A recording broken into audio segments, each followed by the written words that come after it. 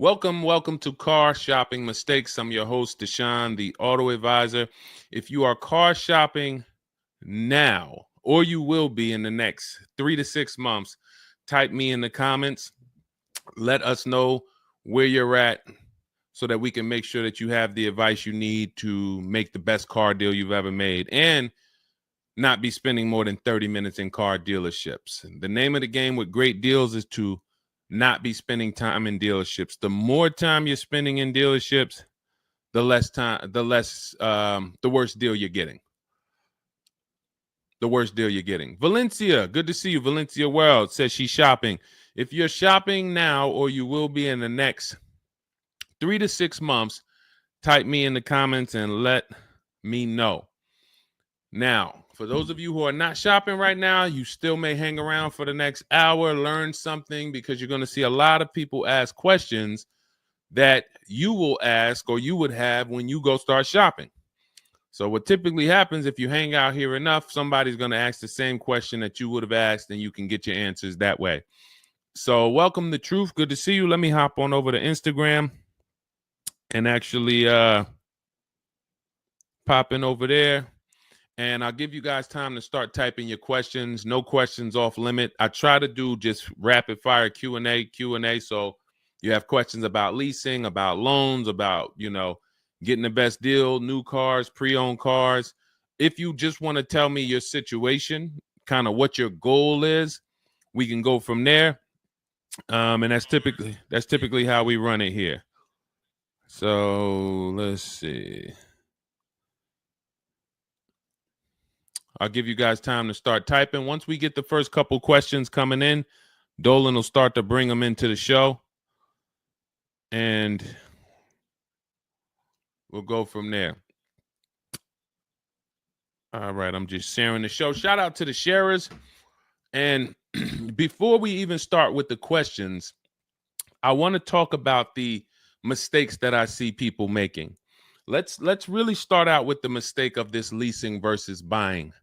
I'm so happy that over the last 3 years, who was taught never lease a car? You were taught or you heard never lease a car. I could not be more happy that we have been helping people get their first lease for the last 3 and 4 years. The financial advice we've been listening to concerning leasing has cost us thousands of dollars.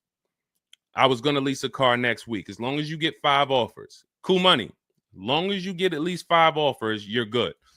See, people are out there paying. There's a couple ways that you can get a car. You can buy it new, you can buy it pre-owned, or you can lease it new. When you lease a car, you're leasing it brand new. So if you look at the financial parameters, you ask yourself, if I buy a new car, how much will it cost me? Now, I want you to use this rule. Every $5,000 is about how much per month. This is not for the new people. If you're new here, type the number 1. Let me know you're new. You've never been on the show. I don't expect you to have the answer to this question. But if you've heard this before, then every $5,000 is about how much on a car payment. You may have seen this in my video. You might have seen this on a show. This is a principle we teach. I want you to lock this into your head forever. Let's see if anybody knows. Or we got a bunch of new people. Michelle's new. I see you. Cool Money's new. DJ Furious. Okay, I see you. Sandra Bonds on Facebook. You're new. Okay, a lot of new people checking in. We're live on YouTube, Facebook, Instagram, and TikTok. So if none of you know, I want you to remember this. Every $5,000 is about $100 per month. Good to see you, Digby, on TikTok. Every $5,000 is about $100 per month. So how do we turn that into a real budget? You look at a car, $30,000 divided by 5,000. You're going to see that's about 600. Well, that is 600. So when you see that a $30,000 car to purchase is $600, if you borrowed that money, now you know about how much that car is going to cost, about how much $600 a month will get you if you purchase. Now, if you lease, $600 a month, depending on the lease deal, could get you a $50,000 car. So we're driving. So if your budget is $600 per month, then you have a couple ways that you can get a car. You can go find a $30,000 new car, no money down. You're at about $600 on a 5-year loan. You can go find a $30,000 used car. You're about $600 on a 5-year loan. Now, for $30,000 used car, maybe it was like $45 when it was new. You get it for $30. Or you can get a $50,000, depending on the lease deal, brand new car that you lease. So let's drive this home. You have people pulling up in cars. They're all paying $600 a month. One of them is driving a brand new $30,000 car. They didn't put any money down. Another one is driving a $30,000 used car. They didn't put any money down. $30,000 car. Another one is driving a $50,000 brand new car. They didn't put any money down. Who's getting the most value? In the short term, it's the person driving the $50,000 new car. It's nothing you can say about that. It's no like, well, it depends. Nope. $50,000 brand new car, $30,000 brand new car, $30,000 used car. The person driving the $50,000 car at $600 a month is getting the most value, hands down. Now, in the long run, where do the people who buy win? That's where we talk about the 8-year rule. That's why if you're buying your cars and you're keeping it 8 years, you should be purchasing, not leasing. 8 years is when you win. So that's where I wanted to start at. Let's start, like, tear down this bad information you've heard and you've believed about leasing. And I see people asking, we got a lot of questions coming in. I see you, Jaguar Music, on Instagram. I see you, Cool Money. I see you, we got quite, I see, hold on. From what I can see, we got like 4 or 5 questions waiting. So Dolan, you could bring in the first one. Type your questions in, anything you want to ask. If you want to ask about leasing, I saw someone asked about bad credit. What about if I have bad credit? What about mileage with leasing? Just start typing those questions. We'll bring them all into the show and we'll get to them one by one. Is that true for someone that went into bankruptcy? Okay, so if you came out of bankruptcy, your goal should be to rebuild your credit as quick as possible. Right now, your credit's blank. You come out of bankruptcy, your credit's blank. You have nothing there, and that's a good thing and a bad thing. It's easy for you to build. I've seen people come out of a bankruptcy and literally they have a 700 score in 1 year. They're going to go get credit cards. Just like if you're 18. If you're 18, you go get credit cards, you don't use them. Pay $15 gas, or you don't have a car yet. You pay $15, $20 a month for something, pay it off. You're going to have a 700 credit score. The more you don't use your credit, the more credit they give you. So when they see that you have the credit, $500 credit card, $1,000 credit card, you're not using it, credit score is high because your utilization is low. So that's what you should be doing. You cannot come out of a bankruptcy, just wipe your credit, and then go into the dealership and be like, okay, now I can get a car. You have no credit history. So the first goal should be, let me rebuild my credit as quick as possible. And you can do this quick. Follow Shonda Martin. Some of you know Shonda Martin. She's on pretty much every platform we're on right now. And she's rolled to 750 plus. Now you got to let me know. Can you wait and build your credit for 3 to 6 months? Can you start to get some type of credit history? Or are you in need of a car right now? In which case you have to get a car with bad credit or no credit. Because if you don't have anything on your history, that's technically no credit, which is bad credit. So, okay, you need something ASAP. Okay, so what you should be doing, and again, if you don't have good credit right now, you should be buying the smallest car you can with the lowest payment. I got into the car business 2006. I was 22. I've been in and around the car business since then. So what is that? Almost 20 years now? The mistakes come from 2 things. You don't know what to do. A lot of the stuff I'm going to say, oh, I didn't know I could sell a lease, Deshone. Oh, I didn't even know I could sell a car if I don't have the title. It's not paid off yet. I thought I had to pay it off to sell it. Deshone, I didn't know every dealer, every, Toyota dealer has a different price. I thought they were all the same price, like the Apple store. All of that is you didn't know. Oh, I didn't know about leasing. I thought it was this. I thought it was that. I had misconceptions. All of this stuff has cost you thousands of dollars. That's you not knowing. The other problem is you know and you don't do, because now I'm going to make sure you know. So once you know, it's your obligation, or it's up to you if you're going to do. So if I have bad credit, I'm looking to rebuild my credit. I need a car right now. First thing I'm doing is asking myself, in my book, Cars from Home, first step is how many years you're going to keep the car. Because we need to determine, are you going to lease or you're going to buy? Are you going to lease or you're going to buy? You don't determine that based on how many miles you drive or, it's the 8-year rule. Are you going to keep the next car 8 years? Who keeps their cars more than 8 years? Type K. Because you're buying what we call keepers. If you're a keeper, Deshone, every car I buy, I'm keeping this thing 8, 10 years, 12 years. When the transmission goes out, I go and get another transmission. I see we got keepers. Shout out to the keepers. Michelle, we got Chantal. Who are the keepers? Sandra Bonds on Facebook. I see you. Where are the keepers at? K Mathis on Instagram. Keepers. These, you should not be thinking about leasing. Who's the keepers?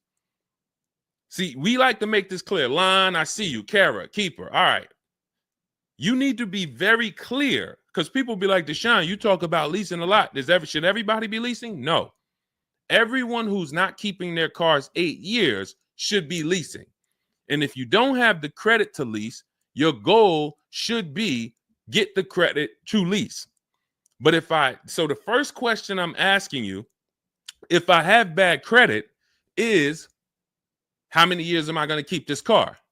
Now, to those of you because if you don't have bad credit, or if you don't have marginal credit, somebody is going to have it.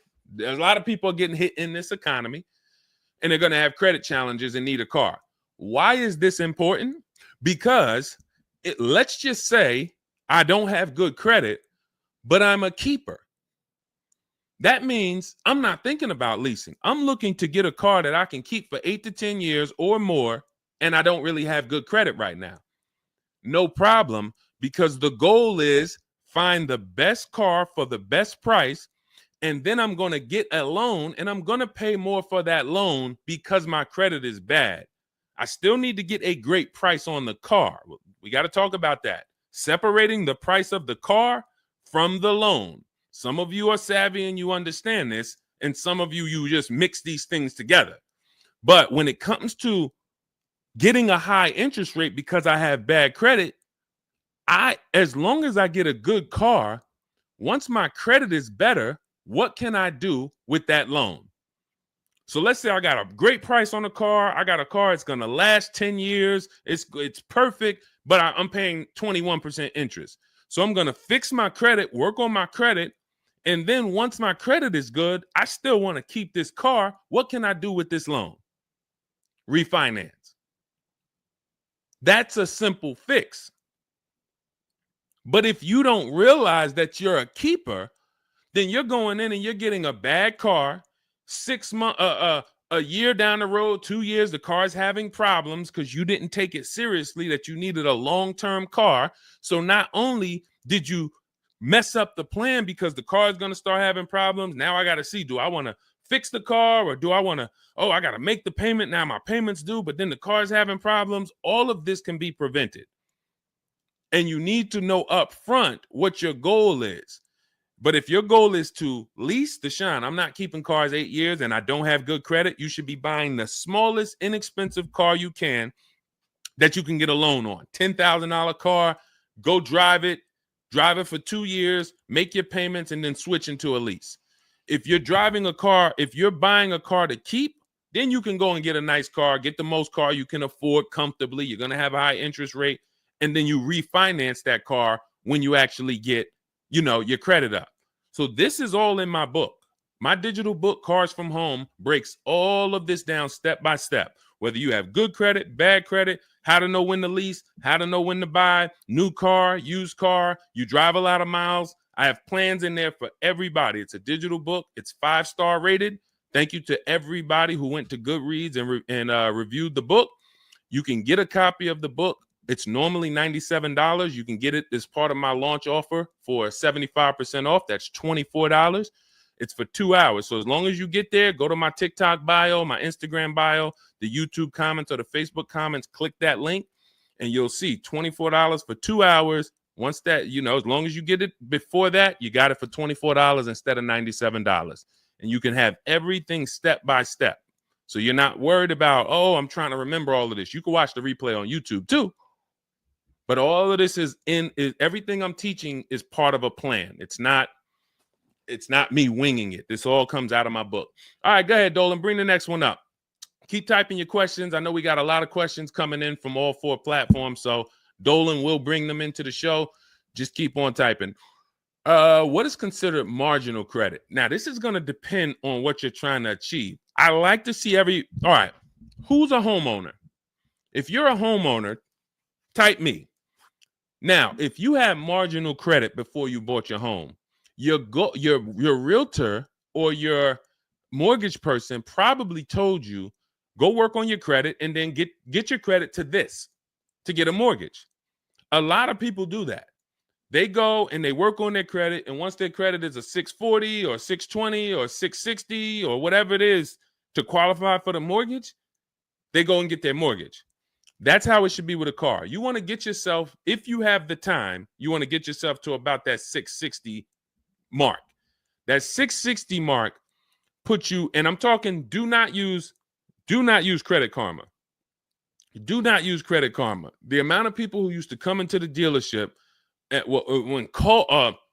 we run their credit, it's low 6s, 609, 590. And then they call me back, a couple months down the road. Oh, Deshone, yeah, my credit's better. And then we come in and they're like, yeah, I think it's up to about a 660, 680 now. And then we pull it and it's a 620, 630. And that's Credit Karma. Do not put yourself in a position where you're listening to Credit Karma. Pay. You can go to Google and you can type in, get my FICO scores. You want your FICO scores direct from the credit bureau.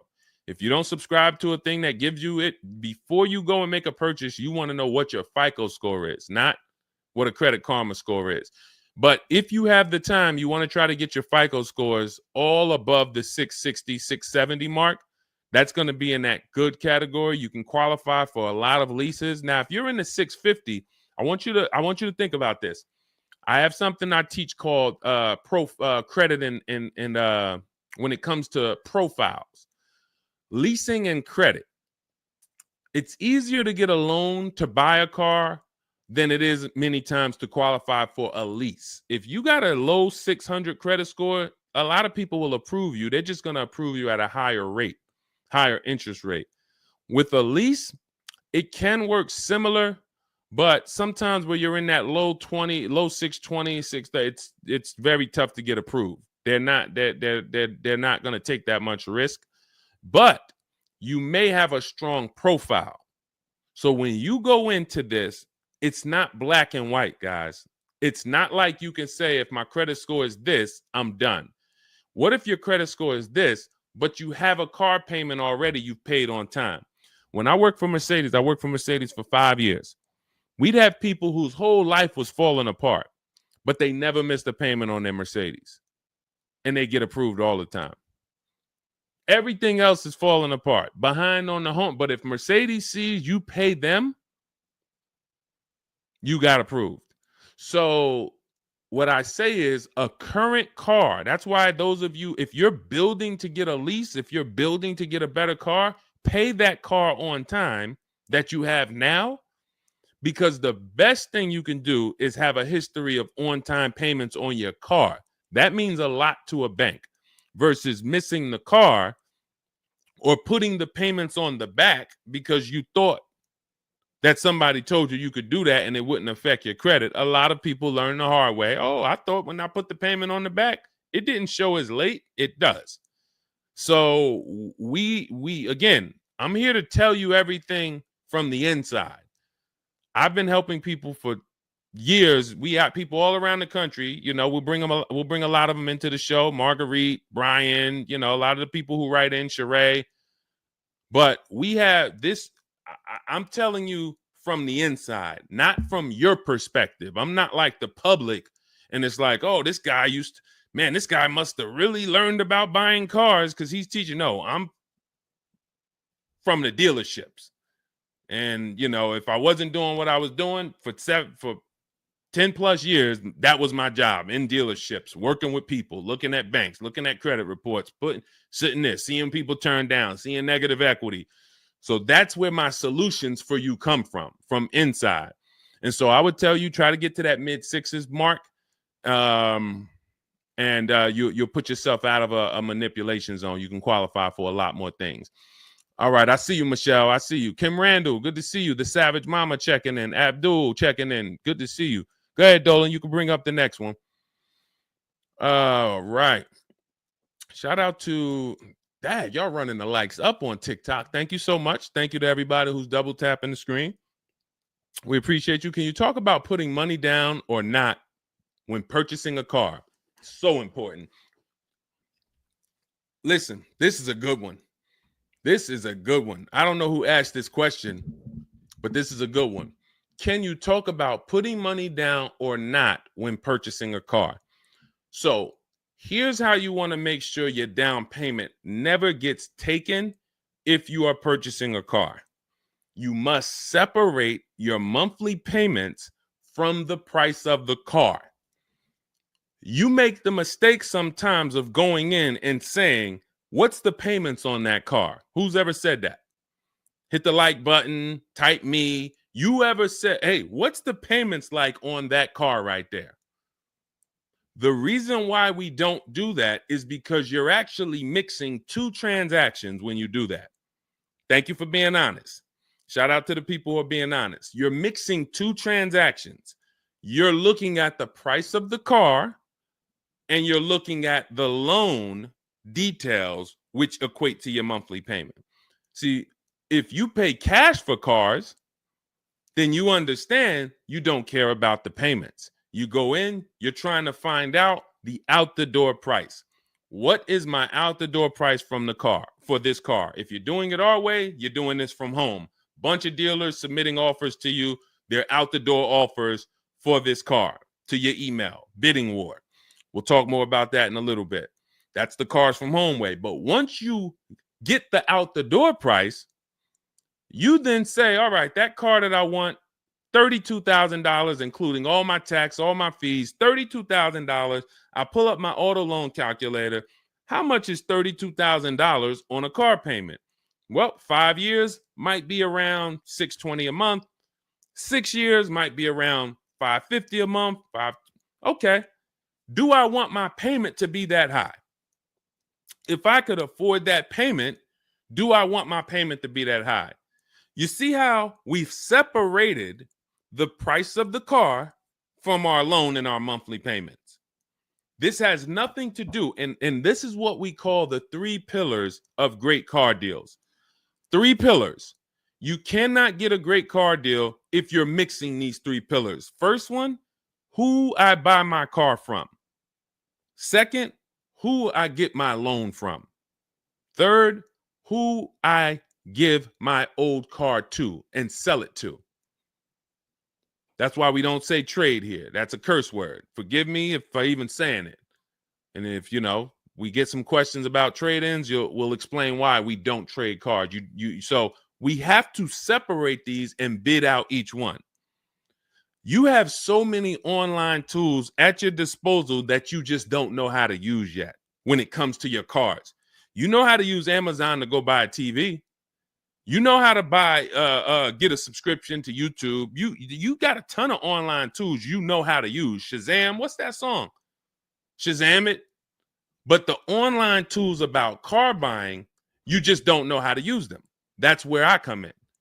Our entire system is showing you websites that do this, tools that do that. And so we can make sure that we're getting the best deal. So the only way you're going to make sure you never lose your down payment is you have to separate the monthly payments from the price of the car.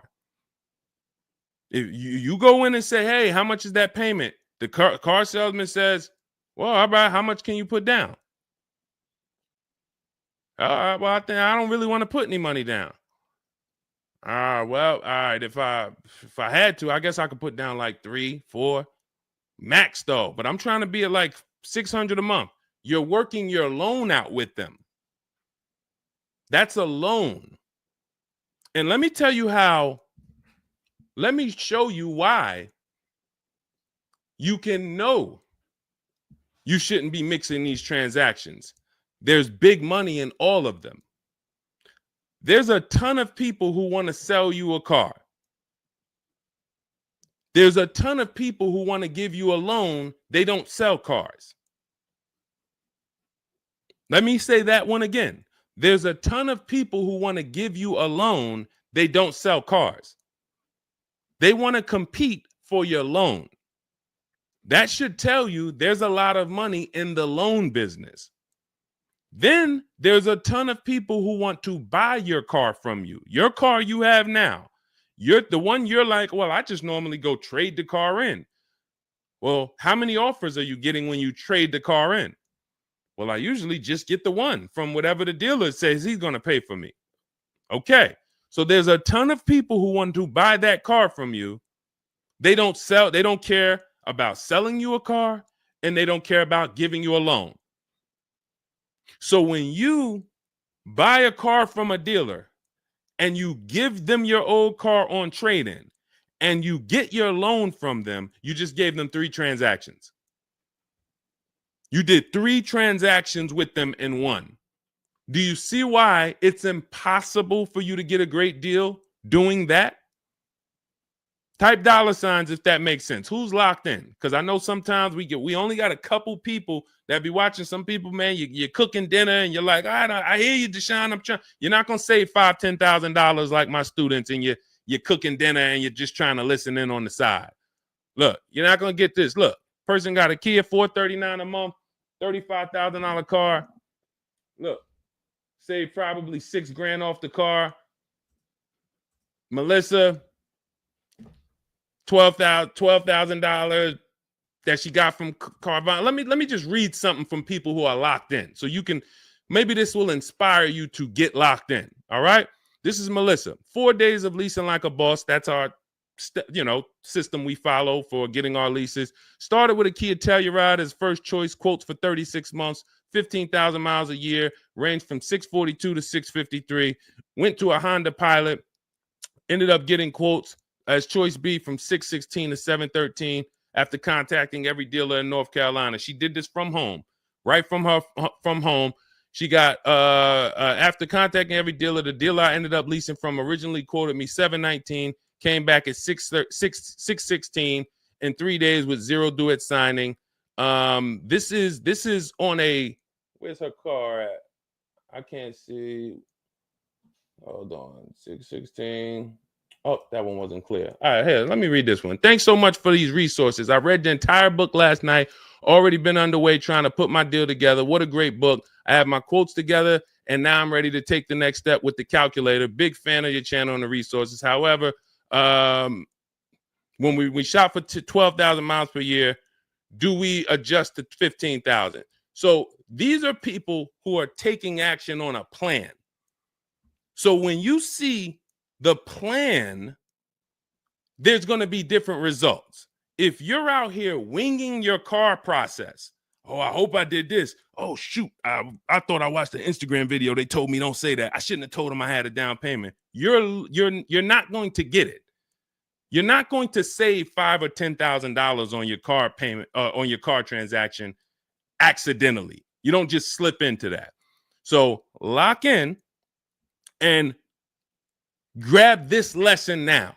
I need to separate my transactions. Who I buy my car from is one transaction. I'm going to bid it out. I'm going to give a bunch of people an opportunity to sell me this car. If I'm looking at a used Toyota Camry, I want to see every Toyota Camry within 150 miles, and I'm going to narrow it down, and I'm going to pick the best one, independent of my loan. My loan is a whole nother story, because when I shop for my loan, I'm going to do the bank bidding war where I can have multiple people. I don't even want to mention that without telling you about it, because it's like, whoa, what's the bank bidding war, Deshone? Okay, so you can have multiple banks and credit unions compete for your interest rate in a small period of time, and it's going to weigh on your credit score like one hard inquiry. Like one hard inquiry. Mamba Mentality, I love the name. I love the name. Why can't I do a super chat? I don't know. Yinka, good to see you on Facebook. IB Johnson. On one hard inquiry. So let's just say, and so when you get your loan, how do we know that 5.2% interest rate was the best? How do you know that the 7.1 interest rate was the best if you have no other offers? And what we've been used to is we're just going to go with our bank. We're going to go with our credit union. We're going to go with the dealer's bank. Why? We're going to make these people compete. And when you do this, when you do it this way, you can have people compete in a short period of time and get multiple offers on your loan without it affecting your credit score. But it has to be done in a small window of time. Now, if you Google it, rate shopping, it'll say between 14 days and 45 days. You do it our way, it's going to take you 48 hours.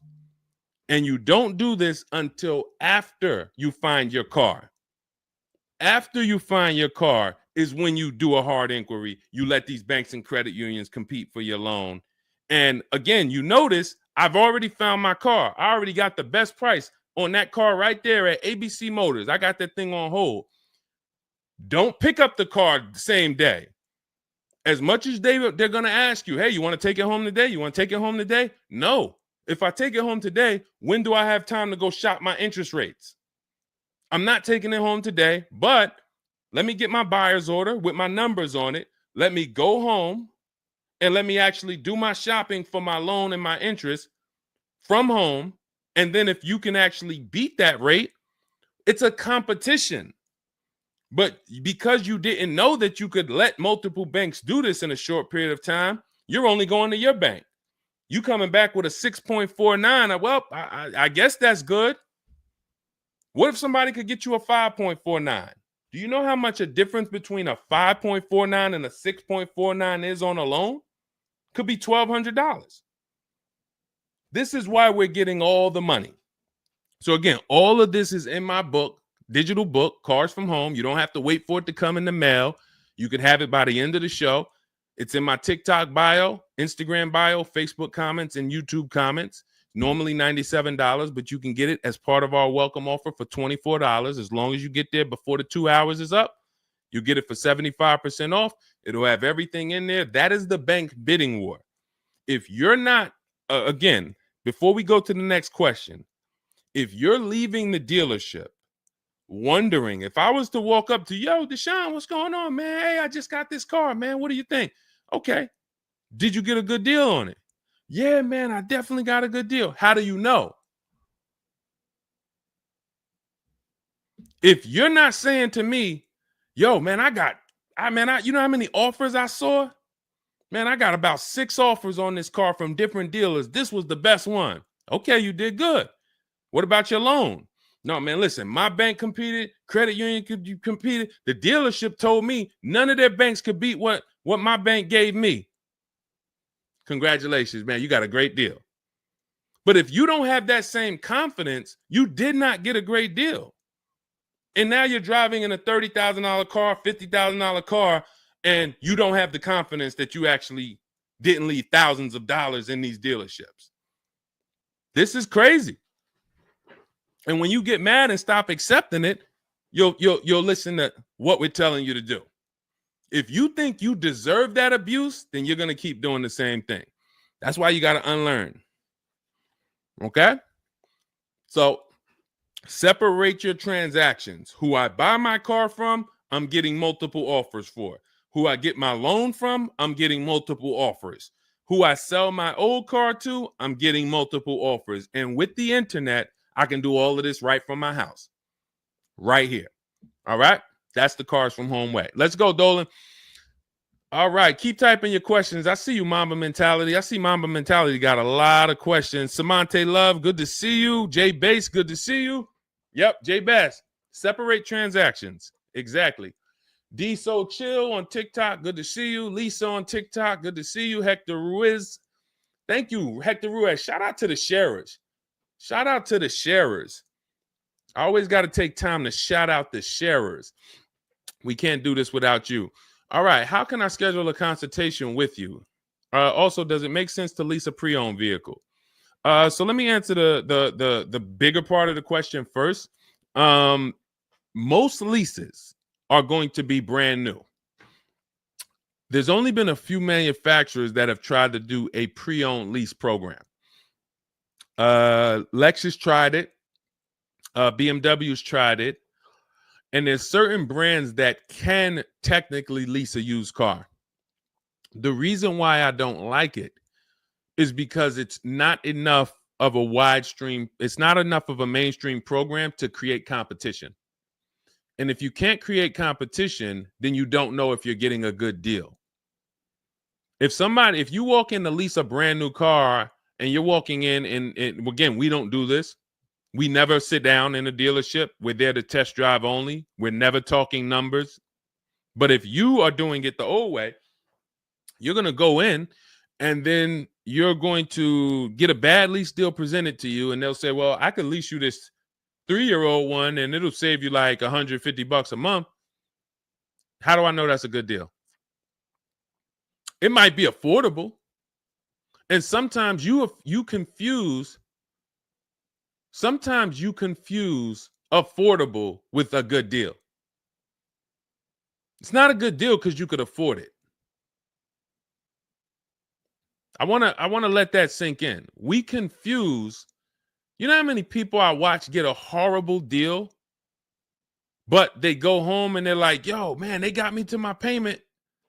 Bad credit usually. A lot of people with bad credit will brag about yo, man, you got to go see Joe, man. Why do we need to go see Joe? Man, he got me in a car. Nobody else could. All right, let's look at the numbers. Dag, you're paying 24% interest. You know this is an 8-year loan? You know this is an 8-year loan. Oh, nah, I just, listen, man, Joe, you sending all your friends to Joe. Oh, look, and this car has 70,000 miles on it. You paid 28,000 for it? See, because they got you to a payment you could afford. So you thought, good deal. Now, I go into a Bentley dealership right now. Bentley's $300,000. And they say to me, we'll give you this Bentley for $150,000. So they give me somebody offers to give me a $300,000 Bentley for $150,000. 50% off. We're going out of business. Take it. Can I afford it? No. Is it a good deal, though? Is it a good deal? $300,000 Bentley, half price, $150,000. Many people, you don't have that in your budget to go and bring $150,000 dropping on a car. Now, if you want to do a business thing, go buy it for $150,000, quickly sell it to another dealer for $220,000. Okay, that's what we would do. But I'm not talking about that. I'm talking about just you alone. Affordability does not equal deal. A deal is a deal whether I could afford the deal or not. And the only way we know a deal is to actually get multiple offers. There's no other way. So I'm going to continue to say it. There is no other way. I've been in the car business since 2006. There is no other way for you to know you got a deal without comparison shopping. Same way if you walked into a grocery store and there was only one, you walk into the Dorito factory. There's only Doritos everywhere. No other competition. They sell them for $7 a bag. There's no competition. So everybody who's in the Dorito factory is paying $7. But when they go in the supermarket, Doritos competing against Lay's, competing against Wise. Oh, you can't be $7, Dorito. You might have to be $4 this week. You might have to be on sale this week for $2.99. Competition. It's everything else. So a lot of what I'm saying to you will click when you realize that you've been programmed to buy cars in a way that you don't buy anything else up. You don't buy anything else that way. Everything else you buy in your life is competition. People competing. Everything else only with cars, we look at one offer. So that's why when you come home, start to look at the whole market, you're going to love this. You're going to be like, man, I don't know how I didn't start doing this before. What I'm teaching is not, the whole cars from home system is not rocket science. We just use the internet to create competition. That's how we get crazy deals. That's how you see Alex graduated, was able to get a new lease for my partner, sold his old car to Carvana, bid that out. Notice he didn't trade it. He didn't say I traded in my car. I sold my old lease to Carvana, old 3,500. He got 14. That was his highest bid. Went test driving, got a 2025 Hyundai Tucson, got a 1.3% lease deal, no money down, $42,500 car, $580 a month, and that's a 1.3% lease. Now, $42,500, guys, would normally be, with no money down, about $800 a month. Maybe about $825 for 5 years. He's paying $580. So when we talk about leasing, leasing keeps thousands of dollars per year in your pocket versus purchasing. Thousands of dollars, not hundreds of dollars per month, but thousands of dollars per year. So so to answer your last question, I don't do consultations. We have 3 ways we help the public: through my book, through our Shop with Deshone program. A lot of these people that you're seeing me share, they've either got my book or they're in our Shop with Deshone program. Just Ralph, Jen, Stormy. Just wanted to let you know that your package worked. $48,000 MSRP, no money down. She's paying $622 a month. That's normally a $900 payment.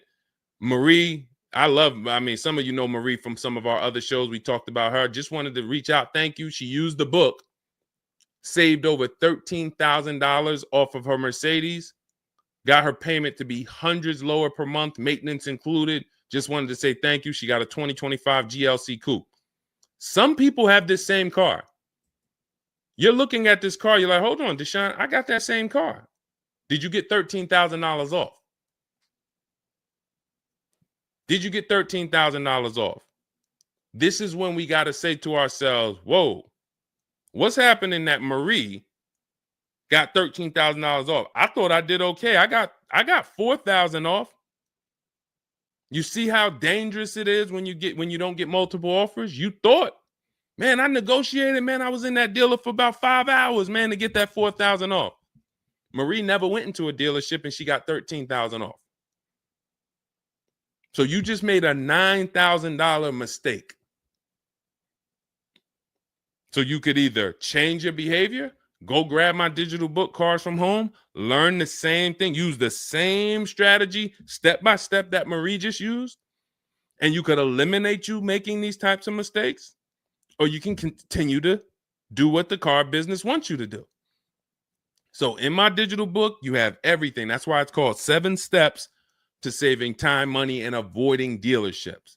It's in my TikTok bio, my Instagram bio, YouTube comments, Facebook comments. You can get 75% off for the next 2 hours. So you won't pay the normal $97. You get it for $24 if you get there before the welcome offer expires.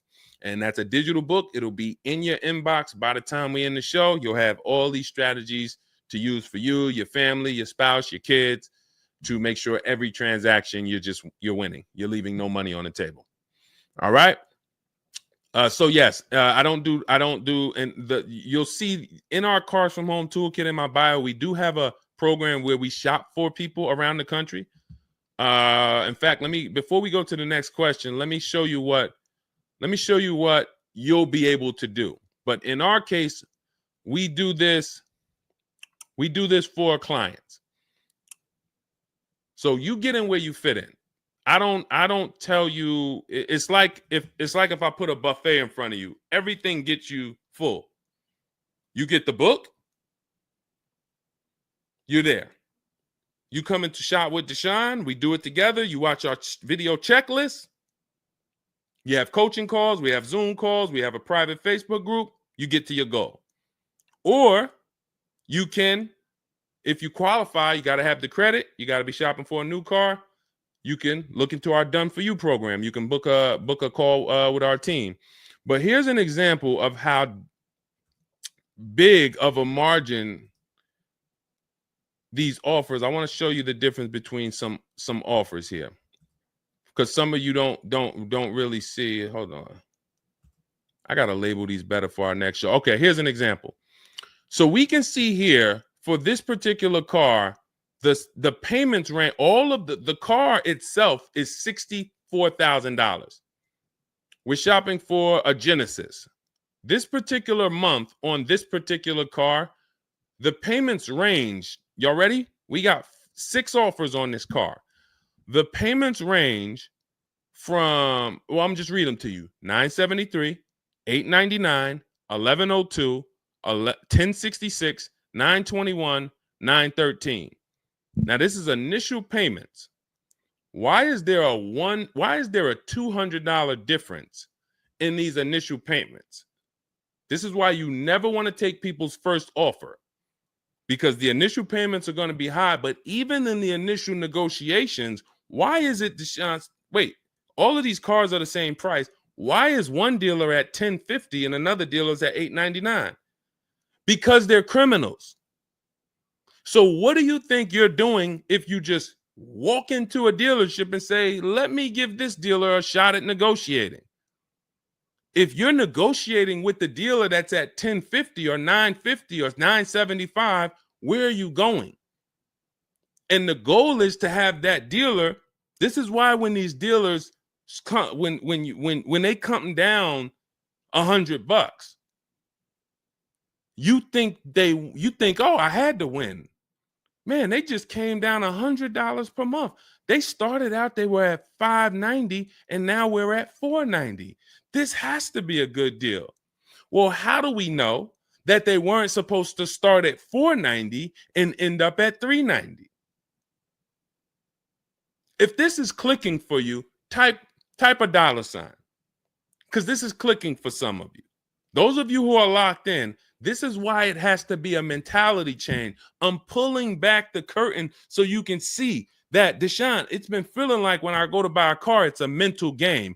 I drive off and I'm kind of happy, but then I don't really have the peace. I don't really feel like I did good. I'm kind of hoping I did okay, right? That's you, right? So I'm telling you that your gut has not been lying to you. I see you, P. Honda Fundamental Salon. Good to see you. Got my book. Use it. Use it and win. So your gut is not lying to you. I'm just the one from the inside coming to tell you that you closing your eyes and hoping things go well is not working. It's not going well for you.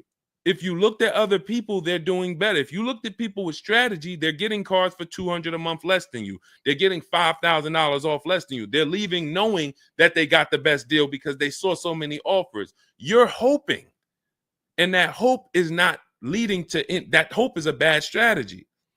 So what you want to do is you want to change your mindset and realize that the dealer's whole goal is to keep you from shopping.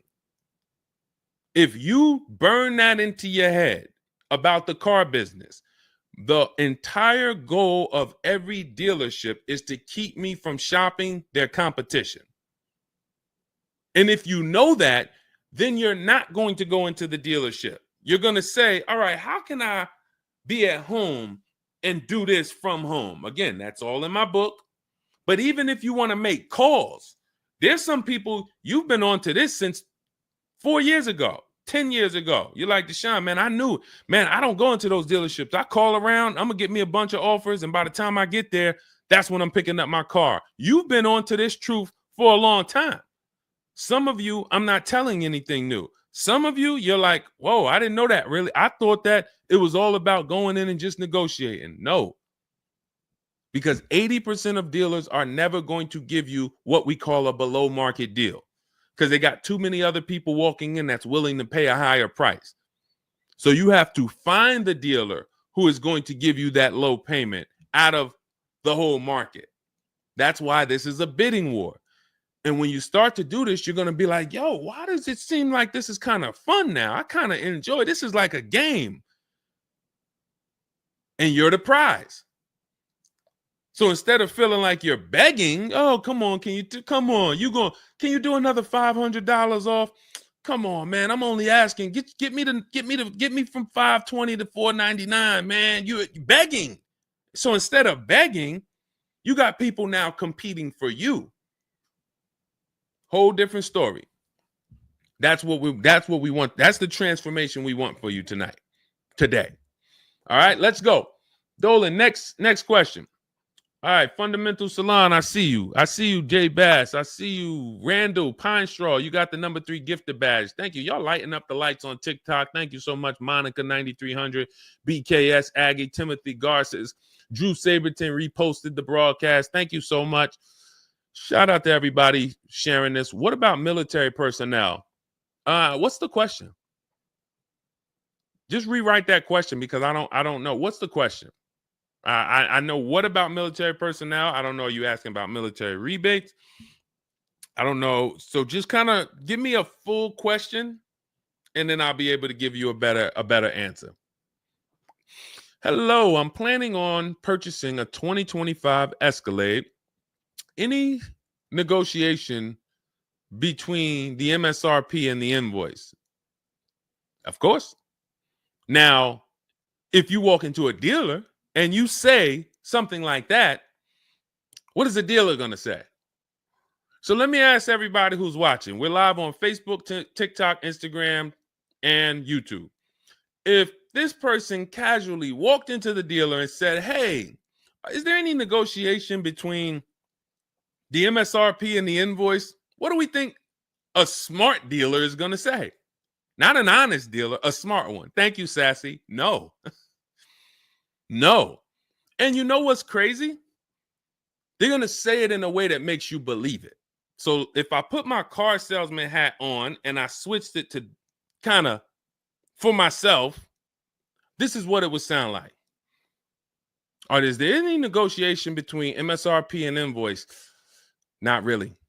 On these cars, I mean, we don't even have a lot of them. A lot of people are trying to get them now because the tariffs are about to hit. And even though this is an American-made car, some of these parts, they're produced in Mexico. So there's not, we really like to, a lot of dealers are selling them over MSRP.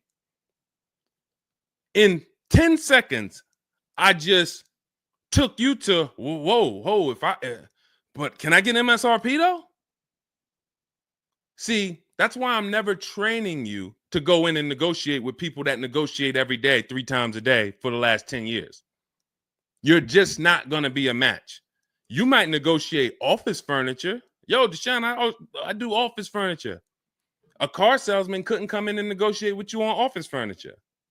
But you can't go into a car sale and negotiate with car salesmen because, again, the psychology, we just know every question to ask, everything to say. It's a mind. And so some people use it for good and some people use it for evil. And so how do we find out what the discount is on the Escalade? We talk to multiple Cadillac dealers. Now, if you're doing it our way, in my book, I have scripts that I wrote for you. It's all by email. So there's a reason that people can actually go in, use this book, use these scripts, and come out with great deals. This is Trey. Trey got 3 cars using our system. He says, my son was in the market in 2025. He just got a 2025 Blazer. He said, I started sending emails in the wee hours of Tuesday morning. So those are email scripts that I wrote. They're in my book. You have access to them when you get my book. You're using all my scripts. We're not talking. We're not doing any of this by mouth and saying, oh, I got to remember What did Deshone say? Don't, oh, I didn't want to say that. None of that. There's no room to make a mistake. We're just typing, copying, and pasting. He says, emailed 25 to 30 dealerships, got 8 offers, closed the deal in 2 days. 2 days. So some of you, you're like, Deshone, I need a car in like 2 weeks. No problem. Trey got his in 2 days. So once you start this process of engaging with the dealers, you'll get a car in 3-4 days if you're slow, because that's the way it's set up. So he gets a $56,000 car. He closed the lease at $560 a month on this Blazer electric vehicle. $560 a month, first month's payment due at signing. That is a $56,000 car. And he's gotten 3 cars. He said his first one with our system was 2.5 years ago. He leased another vehicle for his daughter last October, and now he just got his son's lease. 1.5% lease, a 1.33% lease for his daughter, and a 1% lease for his son. So if you're doing it our way, you're sitting at home, you're getting multiple Cadillac dealers to compete by email, and then you're going to see, oh, this one's going to take off $2,000. This one's going to take off $5,000. These 4 are taking off nothing. This one, he's charging $3,000 over the list price. Oh, here's the winner. They're taking off $5,000. That's the best offer. Now, sometimes you get a deal like Sean, and we never know when the bottom is. And let's take this Genesis. Perfect example. This is a 2025 Genesis GV80. As you can see right here in writing, if you're on TikTok, you can't see, but if you're on Facebook, YouTube, or Instagram, you can see. You can see, let me just take that comment down real quick, Dolan, so I can show the discount at the bottom of that sheet, please. Just snatch that just for 1 second. Look at that. $8,469 off retail price. Brand new 2025. Okay, you can put it back up, Dolan. Thank you. So when you look at that, this is the lowest offer of multiple offers. Maybe $8,500 is the best discount on this particular vehicle. But when we go to Sean, let's go to Sean. F-150 Lightning, XLT, $73,000 vehicle. What's his discount? $21,000. Look at the dealer discount and look at the rebates. And every dealer is not going to tell you the rebates. Some dealers will not be honest with you about the rebates. They'll hold some of them or they'll hold all of them. When he got all his offers, he saved $21,000 off the price of the car. So how do we determine, to answer your question about the Cadillac Escalade, what's the discount between MSRP and invoice? We don't know. Could be the best discount could be $3,000. The best discount could be $5,000, could be $10,000, $12,000. We don't know. And because you don't know, you cannot negotiate. If you knew that the best discount you could get on a Cadillac Escalade was $8,000, you knew that, then it would be easy to negotiate. I'm just going to go on. All right, man, come on. You're at $6,000. Nah, man, I want another $1,000 at least. I'll let you keep the last $1,000, but you got to get me to $7,000 because you know the bottom, $8,000. No car that we go in to get do we ever know what the bottom is. So what you're doing is you're feeling for the bottom. But if Sean thought $10,000 off was the bottom for his F-150 Lightning, then he wouldn't have got $21,000 off. That's the danger.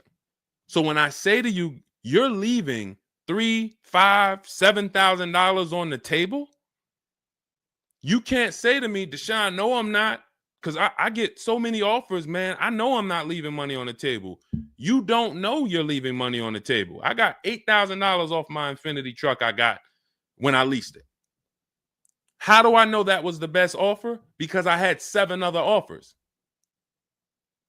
I had 7 other offers of Infinity dealers that I went back and forth with by email.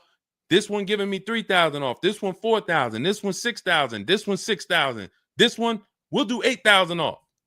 You got it. You won. Took me 60 minutes. This is where I want you to get new cars, used cars. You're making your deals from home. You're the prize. You're going into the dealership to pick up your car, man. They like, man, you sell cars? How'd you was like quick, man, that you kind of knew what this was quick. Car salesmen going to love you because you didn't waste their time. You didn't tie up 8 hours of their time.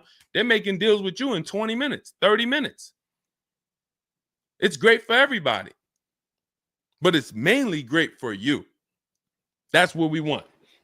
Okay, all of this is in my digital book, Cars from Home, 7 Steps to Saving Time, Money, and Avoiding Dealerships. It's not a mail book. It's a book. You can have it in your inbox in the next 5 minutes. Normally $97, but as part of our welcome offer, you can go to my TikTok bio, Instagram bio, click those links. You can go to the Facebook comments or the YouTube comments. Dolan has a link for you guys. You get 75% off. That's $24, but it's only for 2 hours. Now, if you visited earlier, some of you, I did a show, my last show, you might have visited the link and you missed the countdown. You'll see it's gone. So you want to make sure when you actually go there, even if you come back in a couple minutes, don't let that timer hit 0. Book's still worth $97. You saw Marie, she saved $13,000. So I think if Marie, if she was on the show, she would say, look, even if you missed the $24, get that book. Save me $13,000 off my price. All right. Corey Duncan, I'm just catching your comment on TikTok. Look, it works, y'all. I promise. Leased a car back in April after using his book. Got the best deal. You see what I'm saying? Like, and this is all over. It's too many people for me to pay.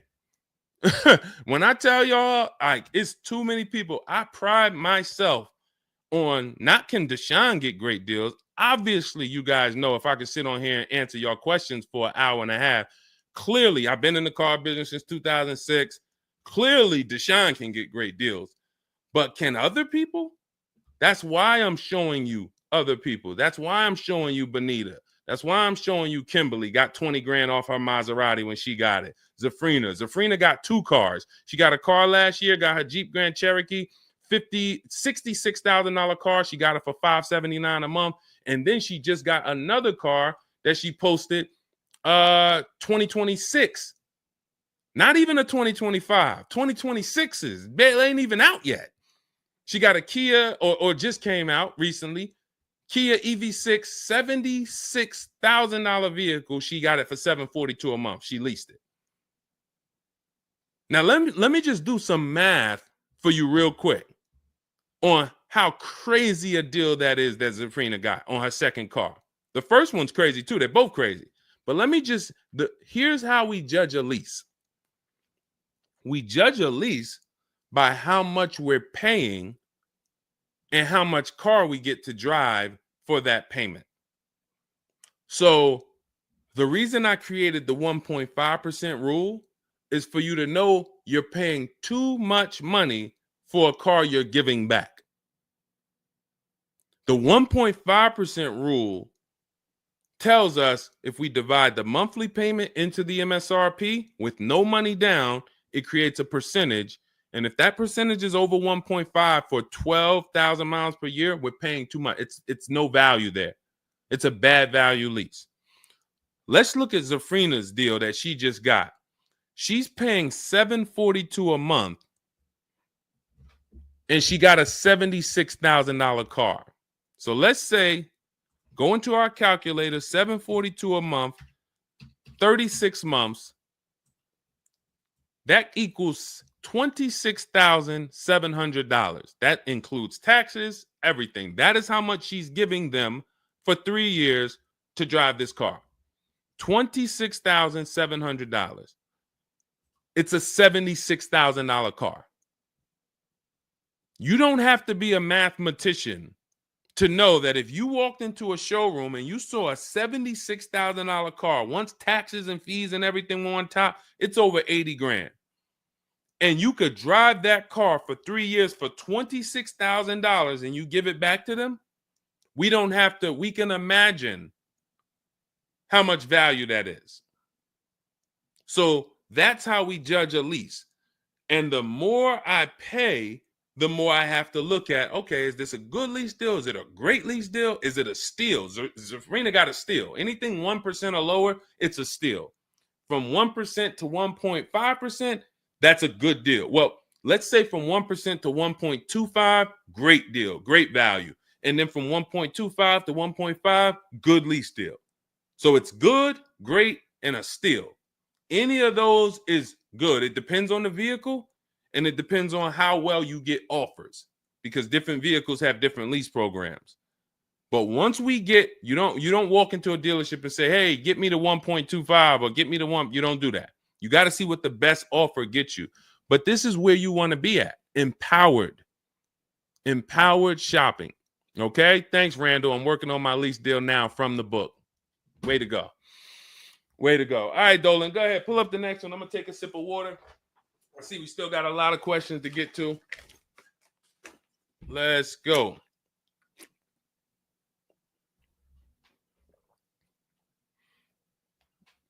Mark is me. Good to see you on Instagram. Checking in. All right. Let's go.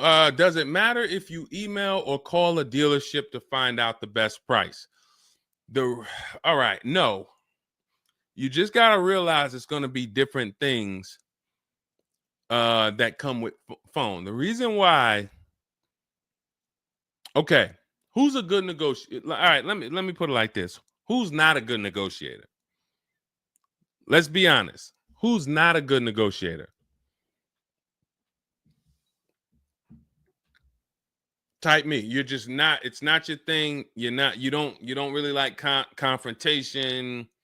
Not a good negotiator. Let's go. Who's going to be honest? Oh, we got a bunch of good negotiators on here today. Bunch of good negotiators. Where we at? Hershey. What's going on? Randall, Sassy. Who's okay.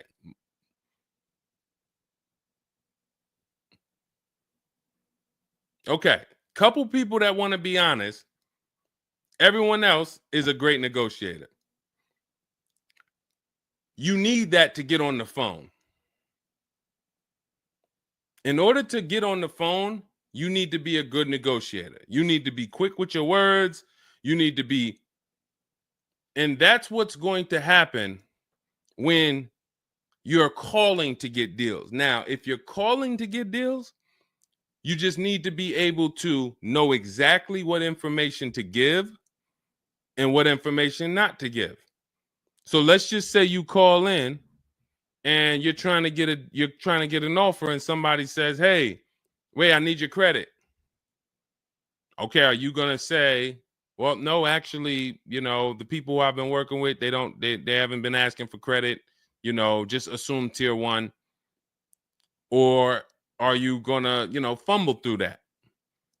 And if you so this is what you're going to get. That's why I say if you're calling, you could try asking for sales managers. But the reason why email far exceeds getting the offers by phone. Now, look, getting the offers by phone is way better than walking in. But if you get the offers by phone, you still have to you have to try to lock down who the good dealer is because you're not going to really have anything in writing.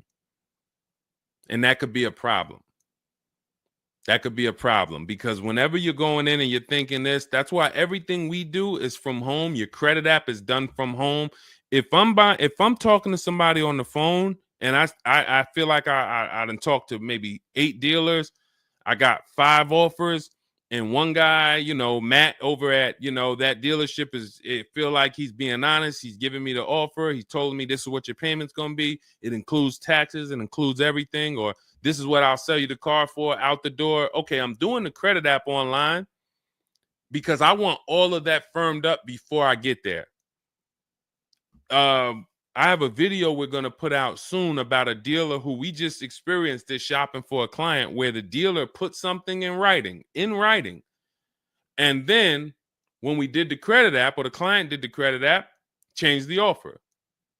So when they changed the offer, that means they didn't want to do that offer to begin with.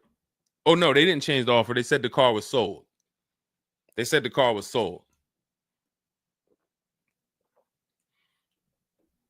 Me knowing what I know that what they wanted to do was tell you one thing and then they wanted you to come in so that you could so they could raise the price on you. This is why we are not going in until we do our credit app online.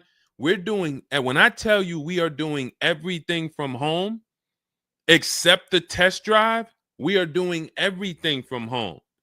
We're not going in, all right, come on in, let's finalize this. No, we'll come in and pick it up. You can send me the credit application. I will email you my driver's license. I'll email you my insurance card, because when you do this, your deal is solid. If you're going in the dealer to finalize your transaction, the deal is actually not solid. The deal can be changed.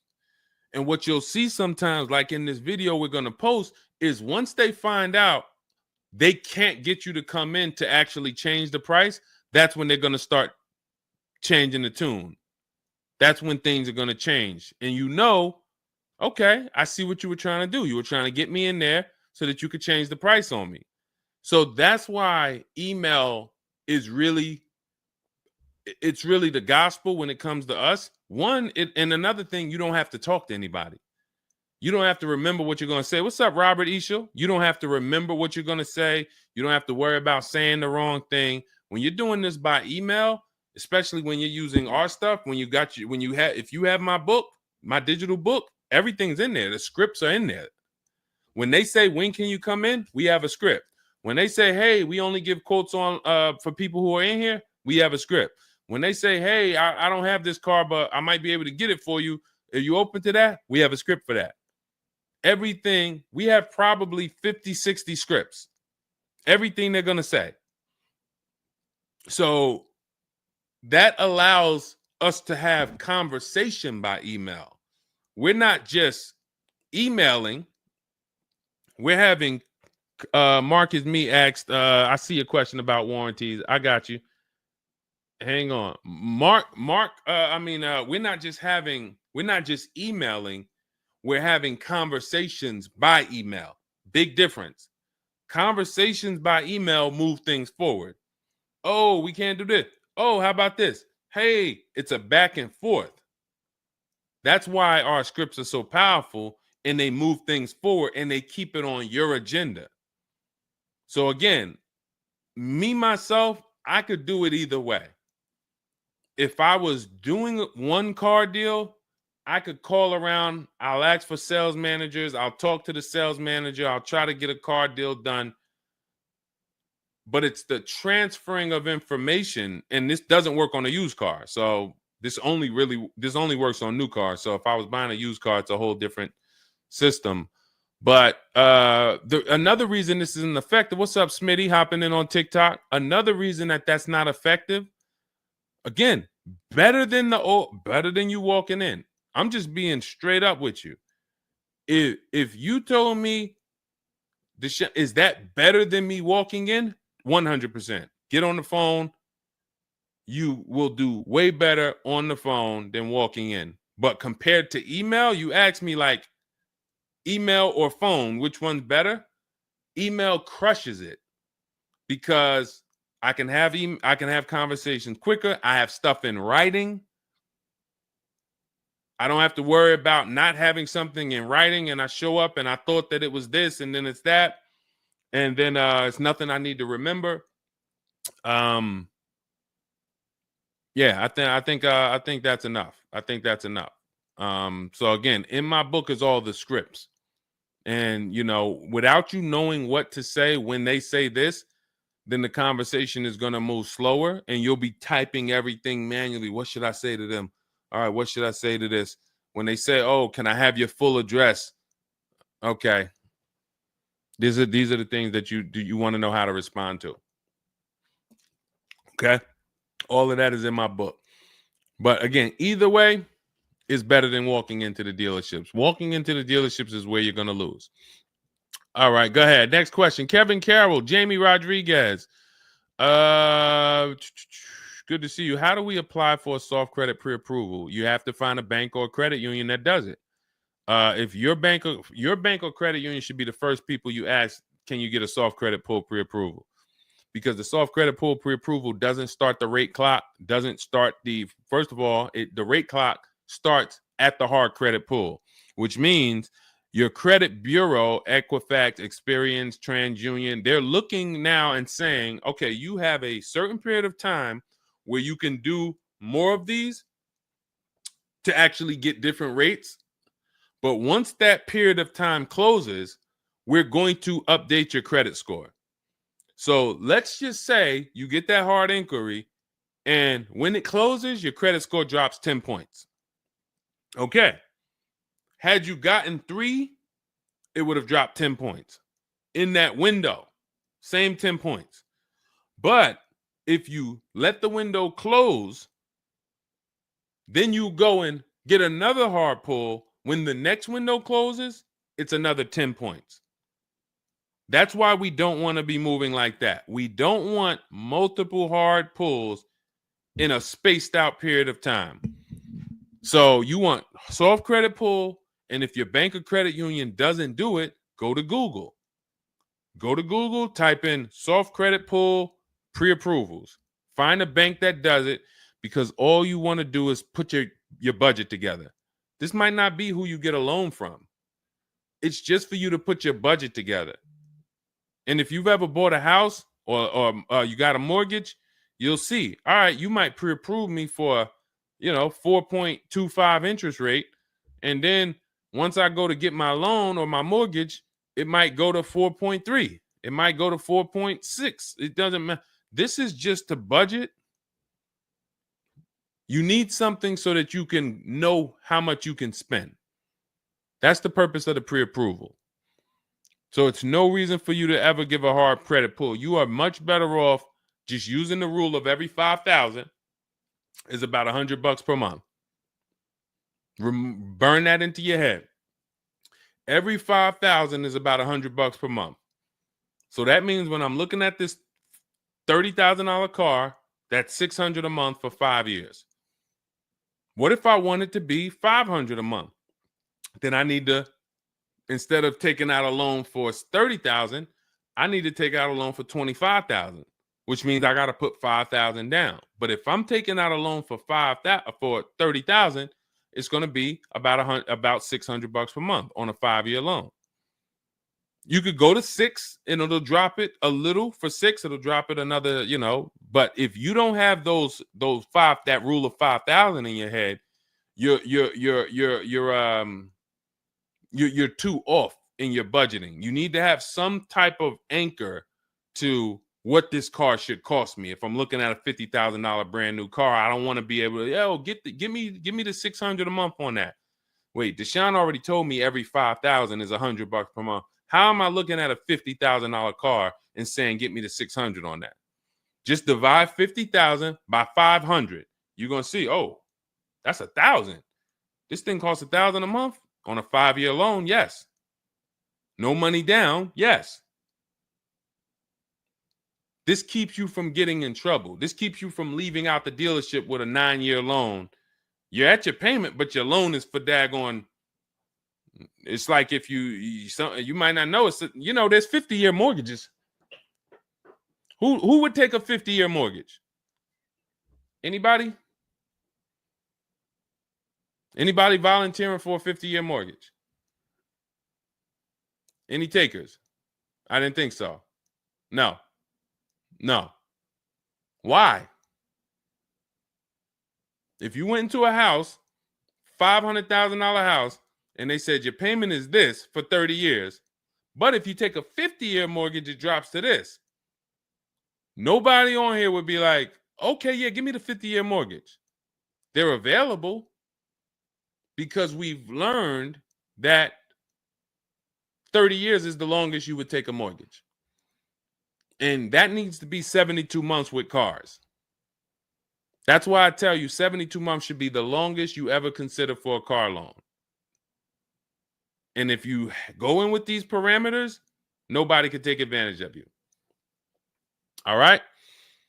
All right, let's go. We'll wrap in a car. We're almost done. I say let's go. I see we got maybe one or two more questions. We'll see. For lease, I can only go through the dealership finance department. We'll bring that one in next. I see you. I see you on TikTok. Anita, I see you. What's going on? Warranty extensions worth it?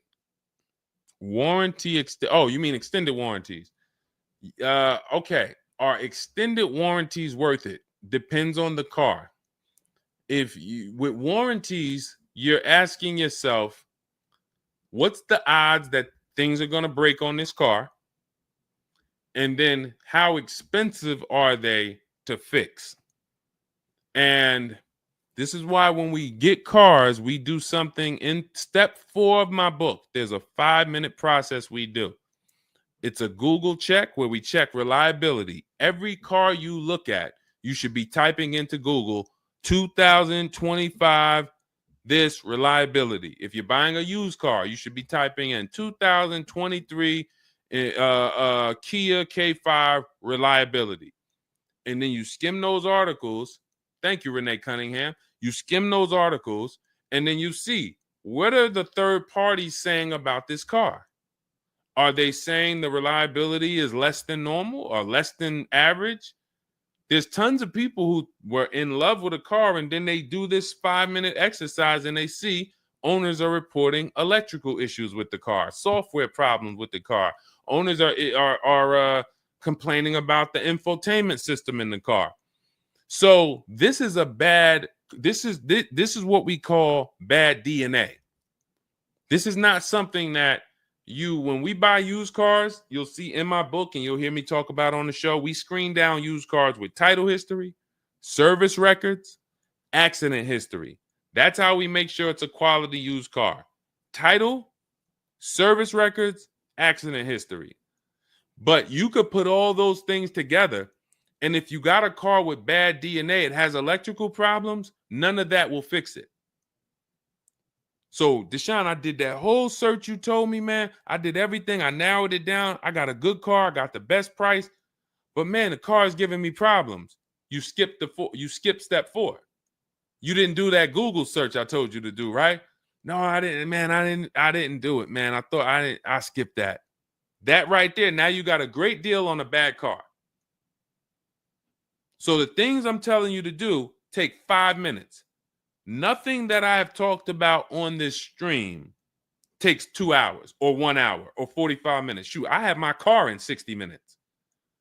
I do the whole process in 60 minutes. So not one thing I have told you takes more than 15 to 20 minutes at a time.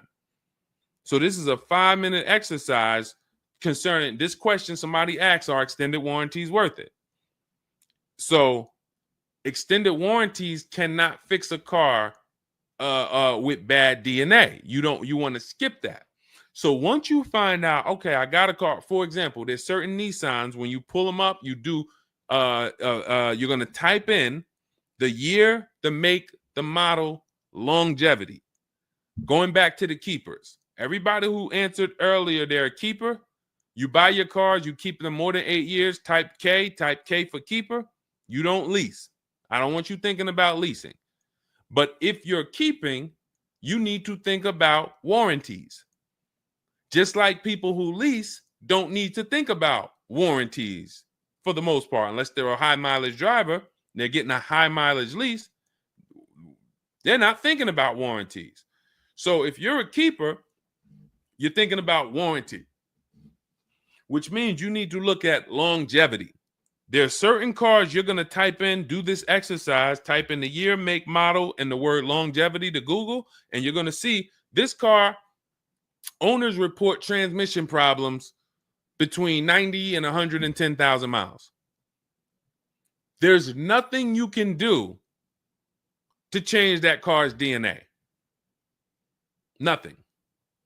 So yes, you can get one with good service records, good accident history, good title history. Nothing you can do to change the fact that that car has transmission problems from 90 to 110,000 miles. So once you do that exercise, that quick 5-minute check, then we can look at what's the cost of repairs on this car? Is it a Mercedes where when something breaks, it's $2,000? If it's a Mercedes and something breaks, and you can keep typing your questions. If you have a question on TikTok, nothing's off limits. So we got time for a few more questions, but you got to type them in for us to bring them into the show. So are we, once you know what cars, like give you an example, you got a Honda, you got certain cars, they're very inexpensive. Something breaks on the car, the parts are cheap, inexpensive. These are the cars where you don't need extended warranties as much as you need a car when you look at a car that has high cost of repairs. So what should you be typing in for the car you want? Cost of repairs. If you're looking at a Volvo XC90, Volvo XC90 repair cost. Where does it fall? You're probably going to land on an article that shows you the rankings of cars repair costs. If you see that Volvo and Cadillac and Mercedes and all Range Rover, Land Rover, they're up here, then you need an extended warranty. Because when one thing breaks, if you got a $3,500 warranty, it might pay for the whole warranty. One thing. But if you're looking at a car and it's very low, Mazda or Honda or Toyota or very low cost of repair, then maybe you save the $3,000 and you don't get an extended warranty. You just put that money to the side. So it's going to depend on the car. When I worked for Mercedes, if somebody was buying a Mercedes, I told them, go in there, finance department, buy as much warranty as you can afford. That was my words all the time. Buy as much warranty as you can afford. IDK, following your book to secure a lease. How do I get it without putting money down? We don't shop with money down. So you haven't gotten to that section yet. I'm glad you have the book, IDK, but there's no scenario when you're using our templates and scripts where we shop with money down. In step 3 of the book, which is deal focused budgeting, I explain how down payments come in and I explain the risk of down payments. But when we're in step 5, which is reaching out to dealers where we're getting our offers, there's no down payment that ever comes into the conversation. All of our lease offers are with first month's payment due at signing. That's not a down payment because it's just like when you rent an apartment, you pay your rent at the beginning of the month. When you lease your car, you pay the payment at the beginning of the month. And that's it. That's not a down payment. That's your first month's payment. But no, all you do is just follow the book. There's no again, and stay on the steps. Here's what I want to drive home when it comes to this book. And I see we had somebody, Linda March, on Instagram. I see you. Grab Linda March's question, please, on Instagram, Dolan. Do not read this like this is some seminar. There's 2 types of people who use the Cars from Home stuff. All of our stuff is made to be like you having a conversation with me. If you jumped on the phone with me and you said, Deshone, this is what I want. What's my first step? I would give it to you and then you go do it. I wouldn't say to you, okay, Linda, you're going to do this. And then once you do that, go and do this. And then once you do that, go and do this and then do that. And then by the time you finish this, you'll see this on this website, and then you'll be ready to pick up your car then. How would that go for you? Carrie Ann, Gifted Hands Cash, good to see you on Facebook. Well, how would that go for you? You would be like overwhelmed, confused, messing up. That's the way it is when you get my digital book, Cars from Home, and you read it straight through. What you're seeing all the steps. The last step 7 is delivery or pickup, and I'm congratulating you. You did it. The step before that, we're going over paperwork in the finance department and extended warranties. You shouldn't be there because you should be going through step 1, checking it off. Deshone told me do this. Step 2, check it off. Step 3, and then once you get to step 7, which is delivery, check, just picked up my car. It's a checklist, not a Bible or a almanac for car research or car studies. That's not what it is. And so I want to let you know that so that you don't come in thinking you're about to learn a lot about cars. In fact, that's how it was when I first started. My first book was called 52 Car Buying Questions Smart People Don't Ask that cost them thousands. 52 car buying questions smart people don't ask that cost them thousands. That book's not for sale anymore, but if you Google it, it's highly rated. People loved it. People said, Deshone, I use this book, man. I learned so much and I got a good deal. Because I still was teaching you how to get to the multiple offers, but it was too much information. That was when I came and I started teaching and I said, I want to teach y'all. I want to teach you everything I know. No, the way my book now is, Cars from Home, 7 Steps to Saving Time, Money, and Avoiding Dealerships, is to get you right from where you're at to your car. 90 minutes, 2 hours from home. Boom, boom. Little small exercises here, 10 minutes here, 5 minutes there. Boom. All right, I'm picking up my car. So that's why we have the success stories that we have, because of the fact that it's a focused step-by-step book. Okay? So you can get your copy in my TikTok bio, my Instagram bio, the YouTube comments, or the Facebook comments. It's 75% off. That's the welcome offer. It's normally $97, but you can get yours for $24 as long as you get to my bio and Instagram, TikTok, or the YouTube comments or the Facebook comments before that 2 hours expires. This is Brian, just got his first ever lease using the book. Thank you, Brian. 2025 Honda HRV, $30,000 car, $395 a month. That's a 1.2% ratio. No money down. Initial quotes from that dealer was $434, and he used the counter offer calculator and got it down to $395. So that's his best offer, not to be confused with his only offer. That's his best offer that went from $434 down to whatever he ended up paying to get it to 1.2%. So that is how you want to do it. Step by step, go grab your book. Make sure when you get your book, screenshot the thank you page, because my support team's email is on there. Sometimes you're typing fast, you misspell your email, but as soon as you actually pay the $24 and get your book, you'll see the book is on the thank you page. So you can click that link, open it, save it. Make sure you save that link, because every time I update the book, that link is your master link, and I also email you a copy. Okay, and then you'll have everything we teach step by step to get as many cars as you want. You'll see, you'll be like Sheree, you'll be like Zafrina, 2 and 3 and 4 cars. Rosalie, 4 cars. Ken, we talked about. Trey, we talked about earlier, 3 cars. These people have been with us since 2021 and 2022. So if you're new here, you got people that's already 3, 4 cars up on you using what we use, and catch up. All right, go ahead, Dolan. I saw we got a couple more from Carrie Ann. We got Linda March. Following your book to secure a lease, how do I get it? Oh, that's what we just answered. We already answered that one from IDK. I saw you grabbed it, but I answered it before you grabbed it. Carrie Ann, Gifted Hands. Evening. Okay.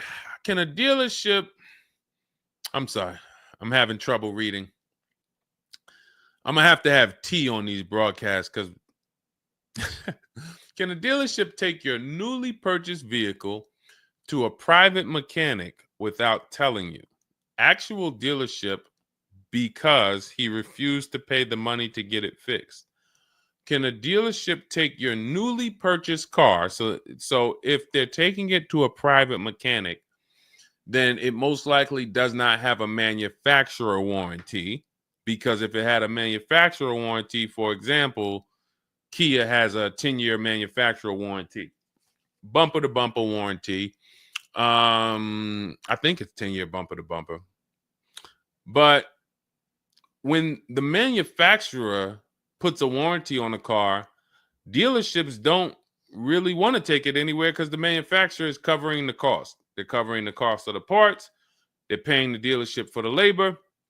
So it sounds to me like you got a pre-owned car and it was newly purchased to you, but it doesn't have a warranty. So they may have offered you some form of warranty. Maybe they put something in writing, and whenever you buy a car, you should have something in writing on the buyer's order. This is why we have a whole step in my book for paperwork and protection. That's step 6, because you need to have certain things in writing before you actually take delivery or pick up. But it sounds like they probably had an in-house warranty, like, hey, if you come back, you got 30 days or 3,000 miles, or you got 90 days, and if anything goes wrong, just come on, bring it back. And now you brought it back because you had an issue, and they're looking and saying, well, our guys can't fix the issue, or we don't want to pay our guys to fix it. We're going to pay, this guy over here, and he's going to fix it. He can do that because there's nothing in writing that says he can't do that. And she said, correct. Ask me how I know. I swear, the reason why I invite you into my world, guys, is because everything that you think is complex is totally normal for us. That's a crazy situation for you. I can tell you exactly what's going on because I've seen this situation for the last 20 years. So when you're coming into our world, it's like, wow, this guy really knows. I see why he can kind of keep me calm, because this stuff is calm for me. That's where I want you. It's like being with somebody and you're going into a scary situation, but they've been here 200 times. Oh, it's dark back there. No, nothing ever comes from back there. When we get up here, you're going to hear some sounds in the bush, but that's just little raccoons and they're harmless. They actually like, oh, okay. You start to get more comfortable because the other person has been here a lot. So there's nothing in writing that says he can't do that. But if it is in writing that he needs to fix the issue, that's really all you care about. What's really in writing is you need to fix this. How you fix it and who you get to fix it, that's your internal business. If you want to take it and outsource it to another mechanic because your mechanic can't figure it out, that's fine. Some dealers have a relationship with a dealer up the road. So if, a used car dealer might take it to a Subaru dealer if it's a Subaru, and they might, but their thing is they need to get it fixed because they're obligated. You said just purchased it, went back into the shop 2 weeks later, still did not have it back. Exactly. So they're going to try to do everything possible to get it fixed. And that may include taking it to someone who they think can fix it. Now, I assume, are your payments due? Did you start a loan? Because this is different if you have a loan and you have my car and I have a payment due in 2 weeks or 3 weeks or 1 week. And if my payment is due, then I'm going to actually wait probably 1 month. And if I don't have anything in writing of when I'm getting this car back, then I'm going to make a police report. And because now I'm getting ready to either unravel this deal, you got to give me a car. I need to, and watch this. Why the police report? It's to document what's happening. First of all, people don't like to see police pull up to their, it's leased. It's a brand new car.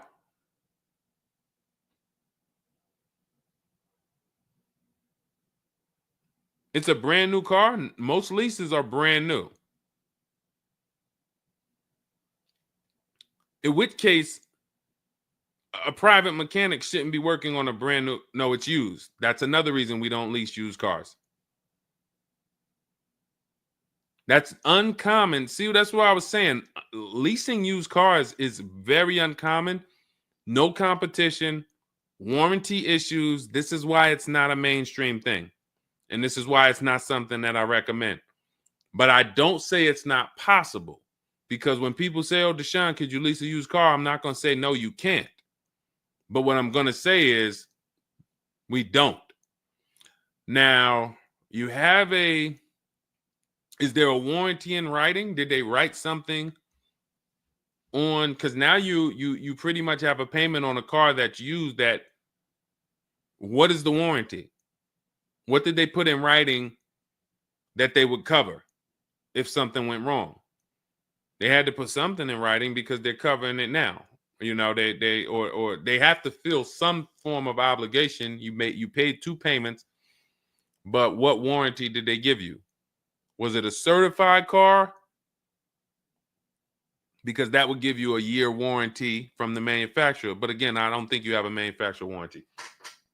In fact, I almost know you don't, because they wouldn't be taking it to a private mechanic if it had a manufacturer warranty. Originally 32,000, at the end 62,000 through. Originally 32,000, at the end 60,000 through Exeter. Yes. Well, I mean, originally 32,000. I don't know what you mean by that. Is that your mileage? I need to know.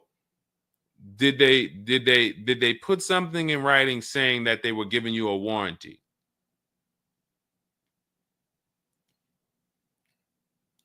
We'll try to work through this, because it's no different than if you bought a car from them. There's a bank involved, but it's a used car. It's no warranty, and they're pretty much holding on to it and trying to fix it. And if they can't fix it, we need to know, are they obligated to fix it or not? If there's nothing in writing saying, hey, you have this time where you can bring it back and we'll fix it, then that's gonna be that's gonna be hell for you. So we really don't want that. So, but I can't tell you how to approach this without knowing what is in writing. And again, when you get my book, not you, I'm just gonna try to help you through, but I'm talking to you. That's why we have step 6 is paperwork. Because when you're sitting there looking at a bunch of paperwork and they're telling you to sign it, okay, sign this now. All right, this is your motor vehicle stuff. This is your okay, do you want this? What is important and what's not?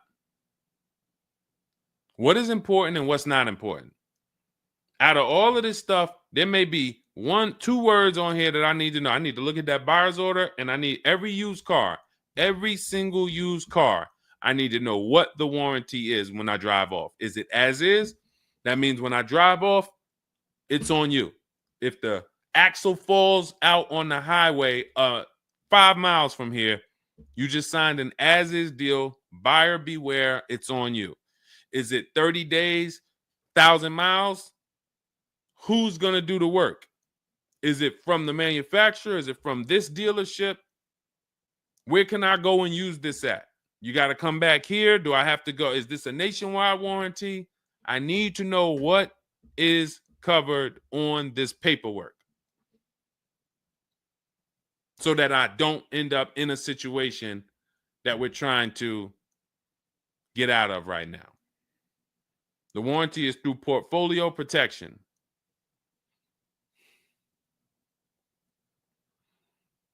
So it's a warranty. May not be a good one, but it's a warranty. So if there's a warranty, that means they're obligated to fix it. And if they're taking too long to fix it, and I have a payment, did they put you in a loaner car? Are you driving now? What are you driving now? If I bought a car with a warranty and then it had problems, I dropped it back off to the dealership and they had it for 2 weeks, and I have payments I'm still making on it, I just got it and it's in the shop, I'm not going to let that car stay in the shop more than 30 days with no car. I'm in a loaner. Okay, so you got to just chill out. You got to just chill out. Hopefully the loaner is as nice as the car you got. And if the car and if that's the case, then you just chill out. It's not a mainstream program you're in. It's like a black market program. That's the best way I could describe it. These companies that lease used cars, it's a black market kind of behind. It's not a mainstream thing. That's why all of these companies are small or like very little known name companies. They could go out of business. Nobody knew. Who the heck were they? Nobody knew. portfolio such and such went out of business. I never even heard of them. Who are they? Because they operate in the black market back there. So the general manager refused to pay the $4,300 for the corrosion on an important part. Again, what's your payment on the car? I just want to, I think this is a valuable lesson. They've had my van since from June 19th. Oh, they've had the van for that long? And you've been in the loaner?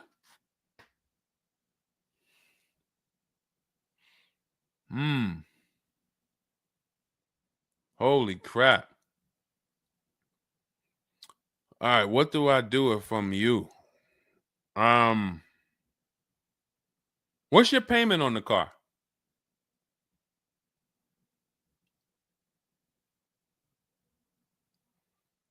Company had your car for months.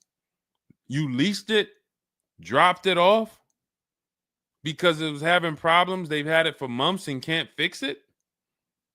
And you're paying $775 a month. What kind of vehicle is this? What kind of vehicle is this that we're paying $775 a month for?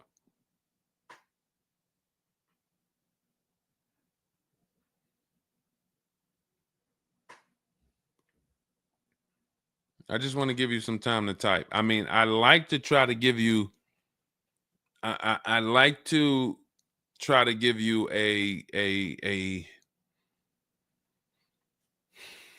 like, what would I do in this situation? And then you have to realize that you can never put yourself in this situation again. Pacifica, a Chrysler Pacifica. It's just getting worse and worse. $775. Do you know what you could be driving for $775? See, the used car leases. Why the used car leases? They don't even make financial. It's not even like a huge financial win. If you'd have told me I'm driving a Chrysler Pacifica and it's $300 a month, $250 a month, then I'd said, okay, well, maybe they're giving you a stupid deal. But I could show you 5 cars for $775 a month that are $80,000 and $90,000 cars, brand new cars. I'm sorry, for $775 a month, I can show you $775, $60,000 cars, $55,000 to $65,000 cars, no money down. I also traded in a Buick and they gave me $2,000 for that. Listen, dear. All right. They want to keep you in the car. God, how can you get out of this car? Oh man. And just so you know, some situations you can't get out of.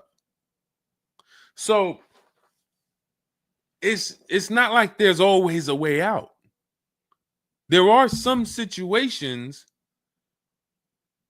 That's why the reason why I want you to have my book, 7 Steps, Cars from Home, 5-star rated, Google it. The reason why is because you're not going to, once you sign that paperwork, it's not as easy as you've been taught to just get out of it. If it's a bad deal, if it's an overpayment, you go switch your car, it doesn't mean you got out of that deal. You just got out of that car.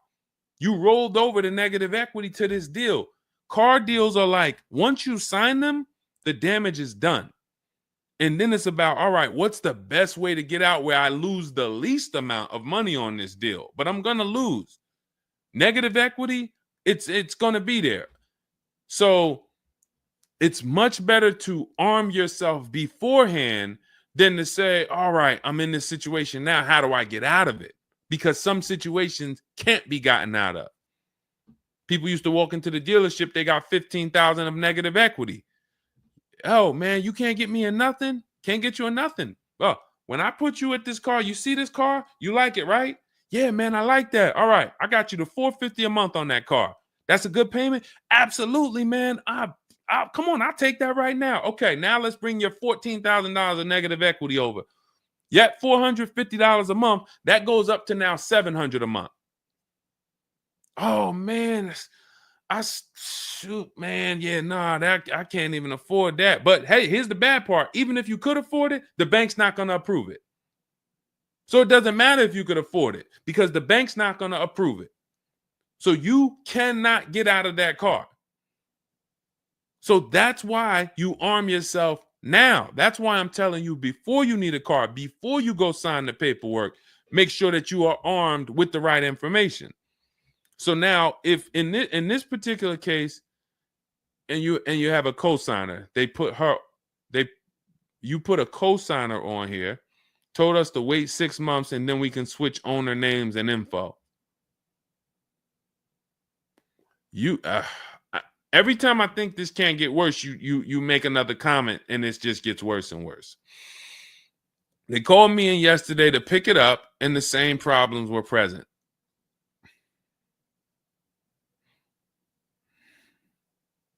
Good Lord. I'm almost stumped. Okay. All right. You need to find out how many miles are on this car? How many miles are on this car? This is not a good situation. So that's why it's harder. And what I'm about to tell you, it might not even work. You may just be stuck in it. I'm trying to see if we can slice it any way possible to give you some form of solution. But if they keep giving you the car back, same issues, 60,000 miles on the car. Okay, so what I would do is you call and get the payoff. It's gonna be low. I mean, it's gonna be high. Call and get the payoff because your payment $775. I'm trying to see if you can sell your way out of it. Can you do a lemon law on a used car?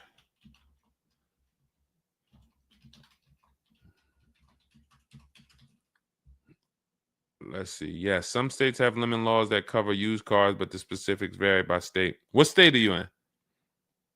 If they can't fix the same issue, but it's an aftermarket warranty.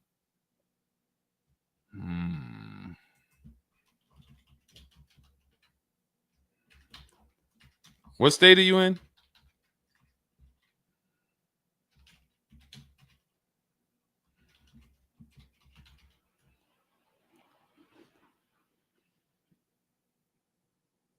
Maryland. Let me see. On a used car, Maryland. In Maryland, the lemon law primarily focuses on new cars or lease cars. Nope, that's not going to work.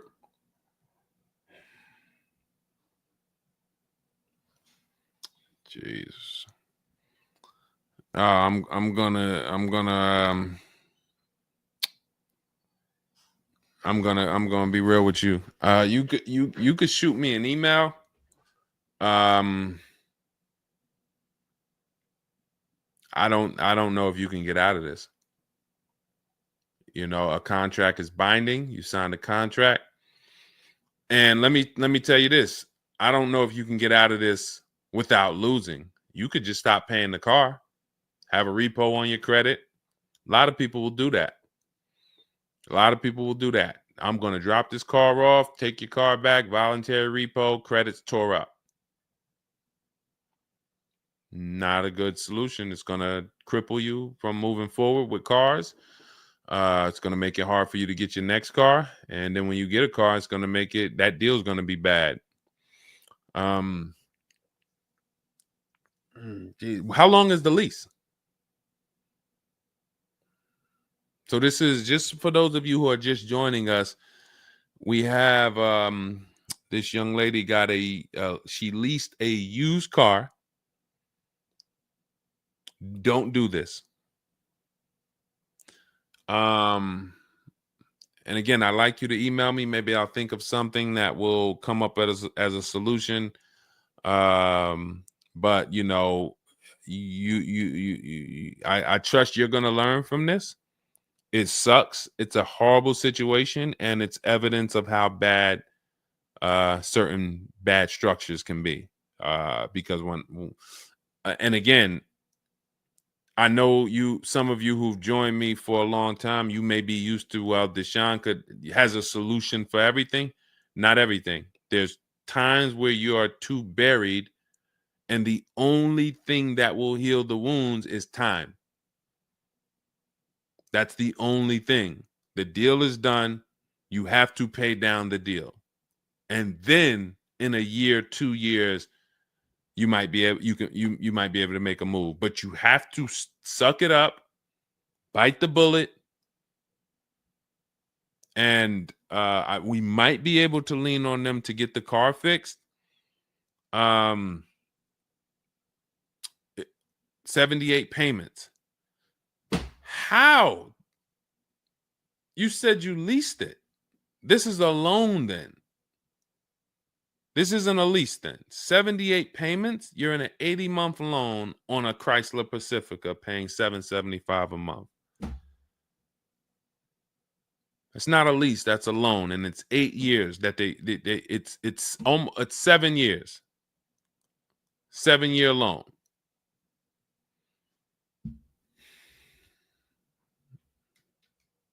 I mean, this is why I do what I do. You know, like, I don't want you thinking, okay, maybe you don't sign, maybe you don't make a mistake that is this serious, but this is cars. When I'm breaking down these big numbers and I'm throwing out these big numbers, oh, this is a $4,000 mistake. Oh, if you don't do this, yep, you're looking at about $4,000 or $5,000 you're gonna leave on the table. You take a loan that's too long, yep, you're gonna overpay by probably about $4,000 or $5,000. That might sound like nothing to you, but how I'm telling you based on me being in dealerships and seeing situations where I'm like, you made a lot of mistakes. You combined all the mistakes and you made them. So I mean, I'm just Jesus. So you're in an 80-month loan, not a lease, and you have $775 a month to pay. You are. So that means that loan, just to give you an idea of how much you've paid, you've been charged for this car. It's $775 a month times 80 is $62,000. So we're paying $62,000 over 8 years, over almost 8 years, or almost 7 years. Wait, 80 months, not 84. So yeah, almost 7 years for a Chrysler Pacifica. So we can't trade out of it. We can't sell our way out of it. That car is probably worth $20,000 at best. 2021 Chrysler Pacifica, 60,000 miles on it. That car is probably worth $20,000. But they charge you're gonna end up paying $60,000 for it. Jesus.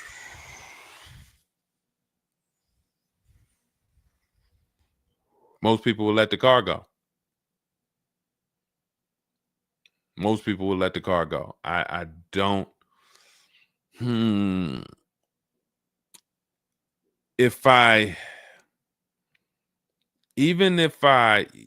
you run your negative equity, that is exactly what it's saying. 62,000. It's exactly what it's saying. $62,400 to be exact, including the $2,000 down payment.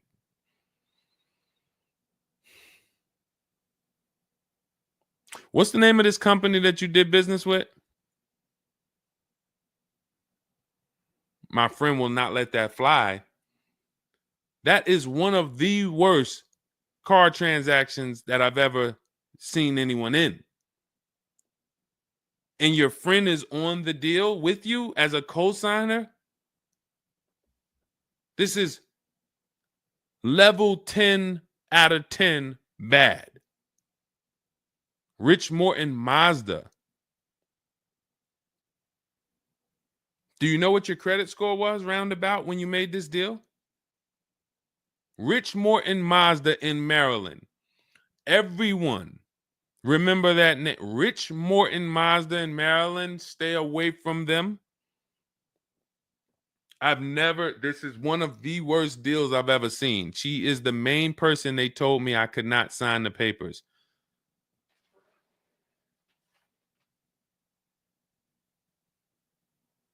Oh. We wouldn't be friends anymore. Now, here's the truth. Nobody pulled the wool over anybody's eyes. We looked at these numbers. She didn't say to you, wait, these numbers look crazy. I'm not signing them. You're not getting this car. Both of you went in there and signed these deals. So let's I'm not even going to say she's the friend, but nobody's going to say, well, y'all tied me up and held a gun to my head and made me sign those numbers, and y'all didn't even read those numbers to me. So, but, jeez,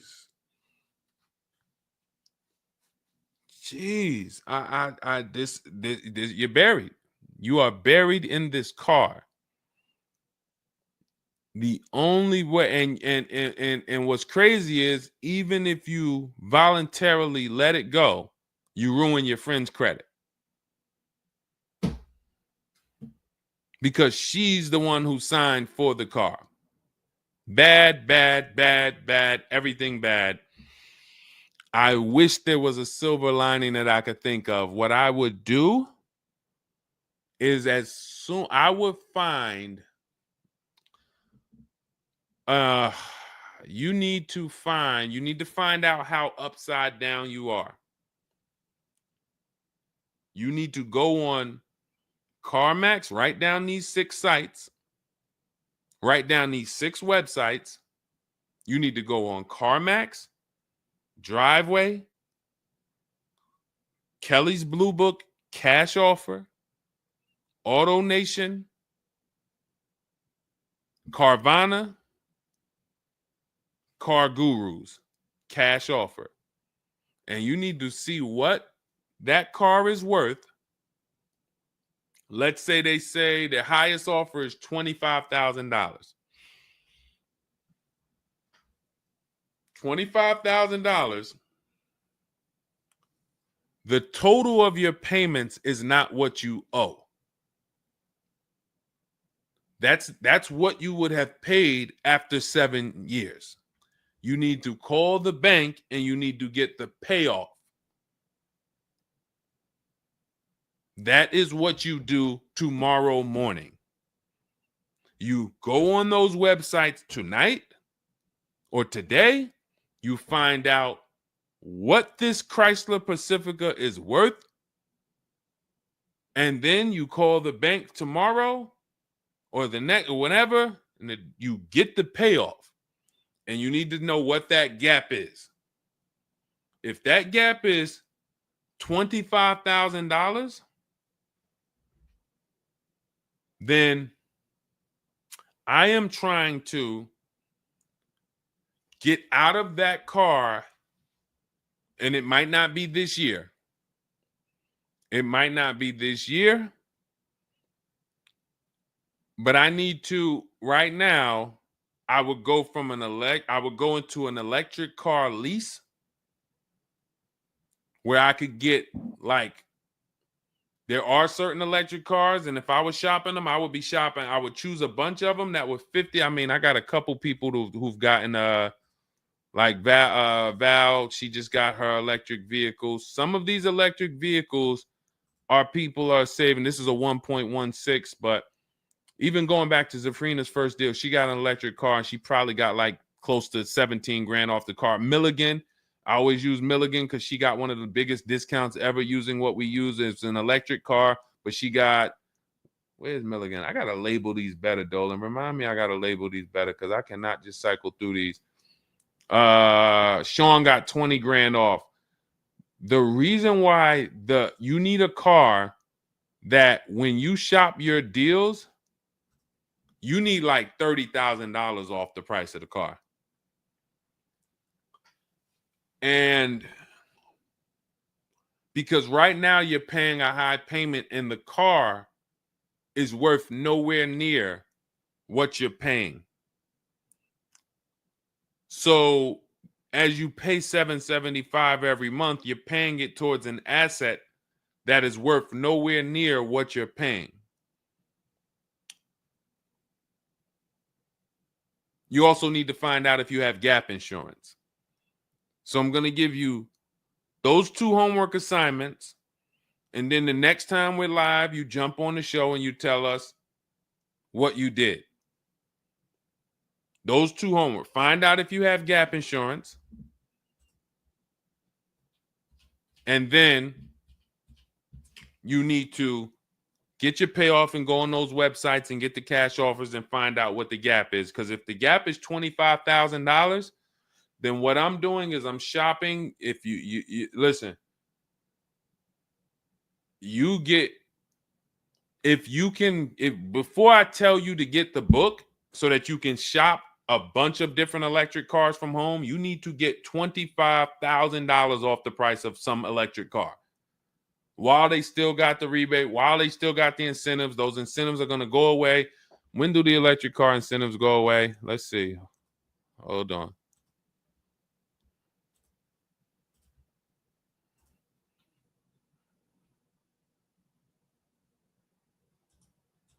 Hold on.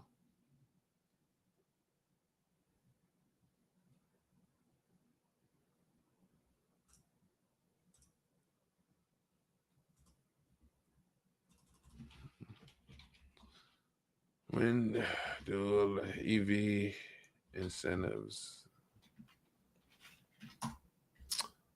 I'm going to tell you, you're probably going to see, we're not talking about tax credits. You're probably going to see huge electric vehicle incentives for the extended future because they're still building them and not many people want them right now. So you need to get like $25,000 off the price of some car or more. Like I said, with Milligan, she got she got almost 27,000 off. And then you would roll that over into a new car and you would lease it. And your payment's going to be high, but you're going to be in a good car. So if you lease a car and you end up with after you knock off that $30,000, and I would be just shopping multiple electric vehicle leases using our system. Again, at this point, you're either going to listen to me or you're not. So, I mean, I'm just going to assume you are. And you would just run multiple electric cars through our 25-to-5 system and see, all right, how much could I get off that one? Oh, they're saving me 15 grand. Nah, that's not enough. All right, let me go pick this Kia SUV. All right, how much can I get off that? Oh, 17 grand. Nope, nah, that's not enough. Oh, let me pick this one. Oh, they're giving me 22 off. All right, that's better. Let me see if I switch this car over to that, how much they would give me. And you're trying to get out of that car, but you cannot bring all of that negative equity over unless you already knock down this new car by $20,000 or $25,000 because the bank is not going to approve it. So you need something that you can save that kind of money off of and then come over to a lease and then, all right, forget about lowering your payment right now. You could lower your payment right now. You need to get out of that car into a better car for the same payment or similar payment. You're not lowering your payment. Only way you're going to lower your payment is to get rid of the car, ruin your friend's credit. But once you do that exercise, let me know where the gap is. Next time you see me live, jump on. Hey, Deshone, I did it. The gap is like $22,000, or the gap is $30,000. If the gap's 30, then we got to see what we do there. But the long-term plan is I need to get out of this and I need to get into an electric vehicle that I can lease for 3 years so that I can bury all that negative equity into this car. And what it's going to be is it'll be like, all right, I'll knock 25 grand off the price. Normally my payment would be stupid low, like $250 a month, because I just knocked 25 grand off this, but I'm actually just putting the 25 grand from this Pacifica back on there. So it's still going to be around 700-800, but I'm driving a brand new car. And then once my 3-year lease is up, I can actually be done with this versus being in this for 78 more months.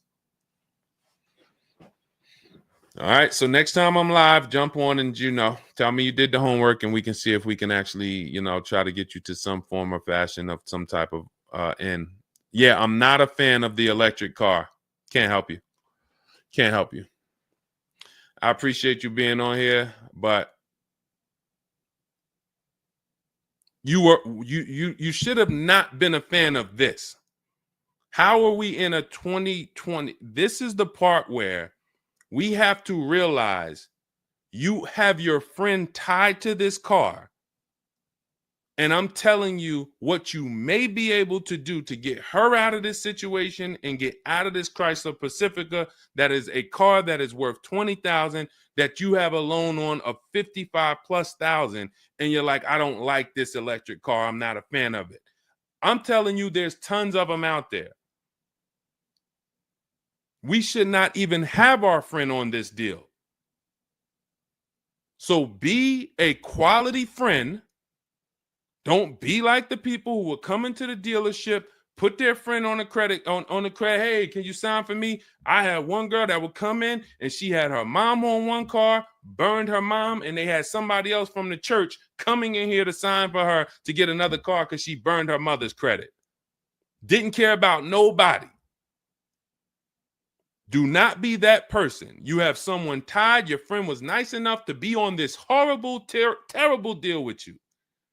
Now you need to do something to show her you are trying to get her out of this deal, regardless of how you feel about the car, because you should be feeling terrible about the Chrysler Pacifica that you're in that we have an 80-month loan on. She is the one who put us in this situation and we are trying to go the best route. So how are you in the deal? Does the lease go from the day you got it to the anniversary day? It goes usually 3 years. How are you in the deal? When you're saying your friend is the one that put you in the situation,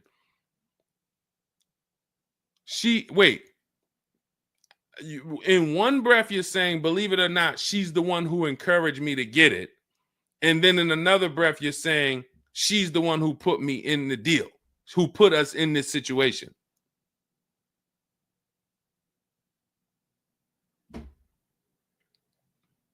I don't care who put you in the situation. It's a horrible situation. So if you want, that is the only solution, and it may not even work. So let me just be clear.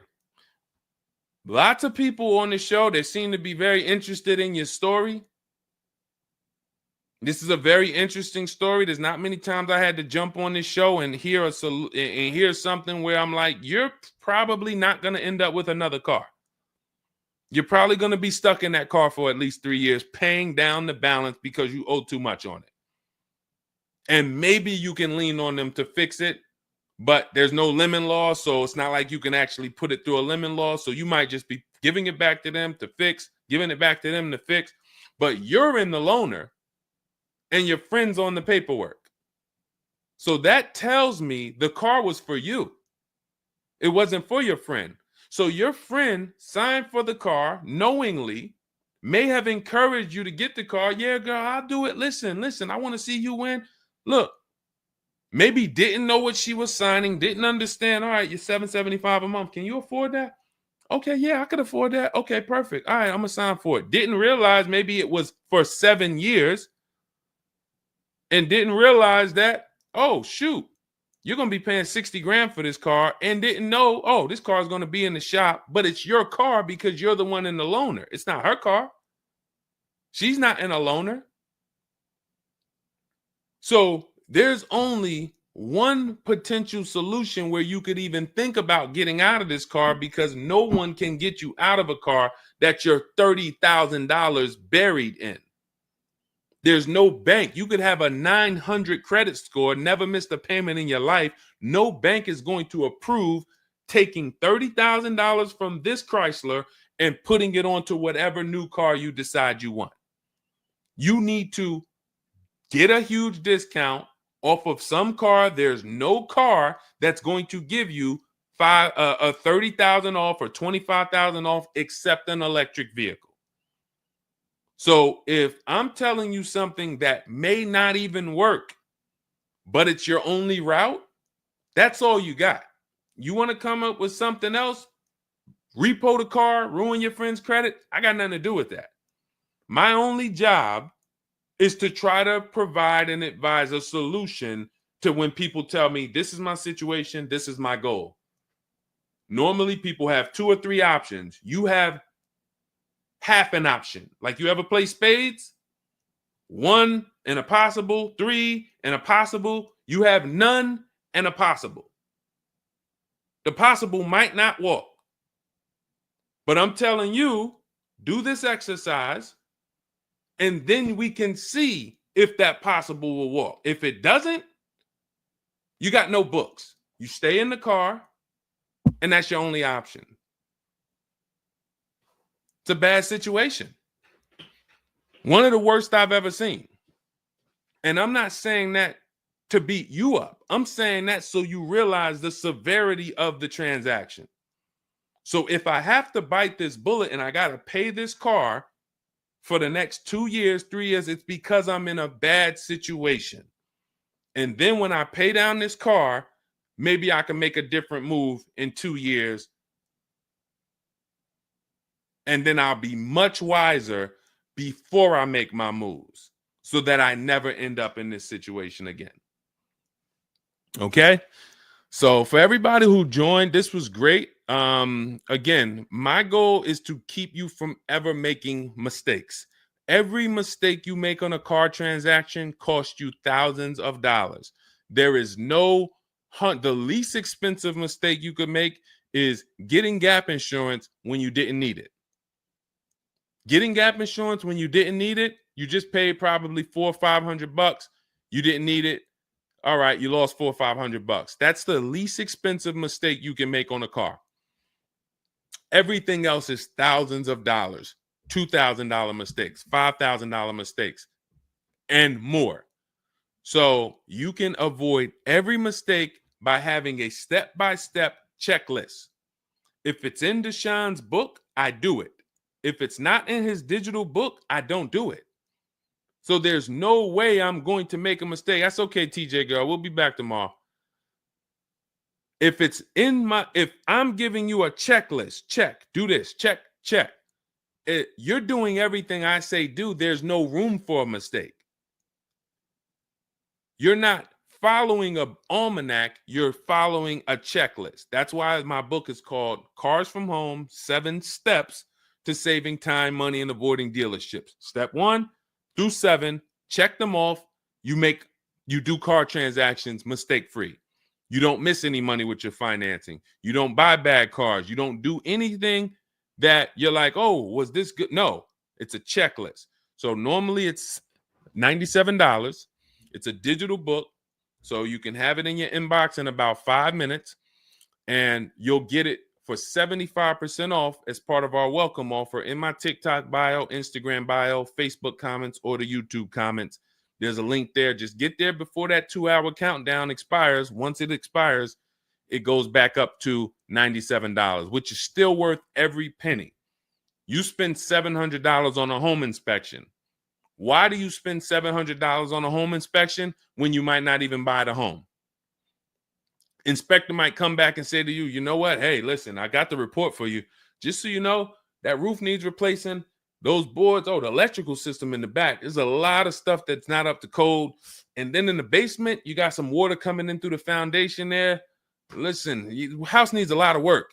Here you go, $700. You and your family might not buy that house. Do you say to yourself, man, I wasted that $700, man, we could have kept our $700? No.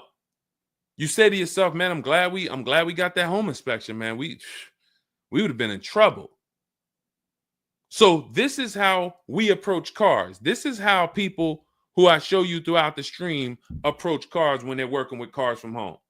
They're like, I want to make sure that if I can spend $24 and get Deshone's book, and that is my form of a home inspection, that's me guaranteeing I don't make a bad move, then I'm going to go spend that. And if I miss the $24 price and it's $97, then I'm going to go spend that to make sure I don't go out here and make a $5,000 bad decision.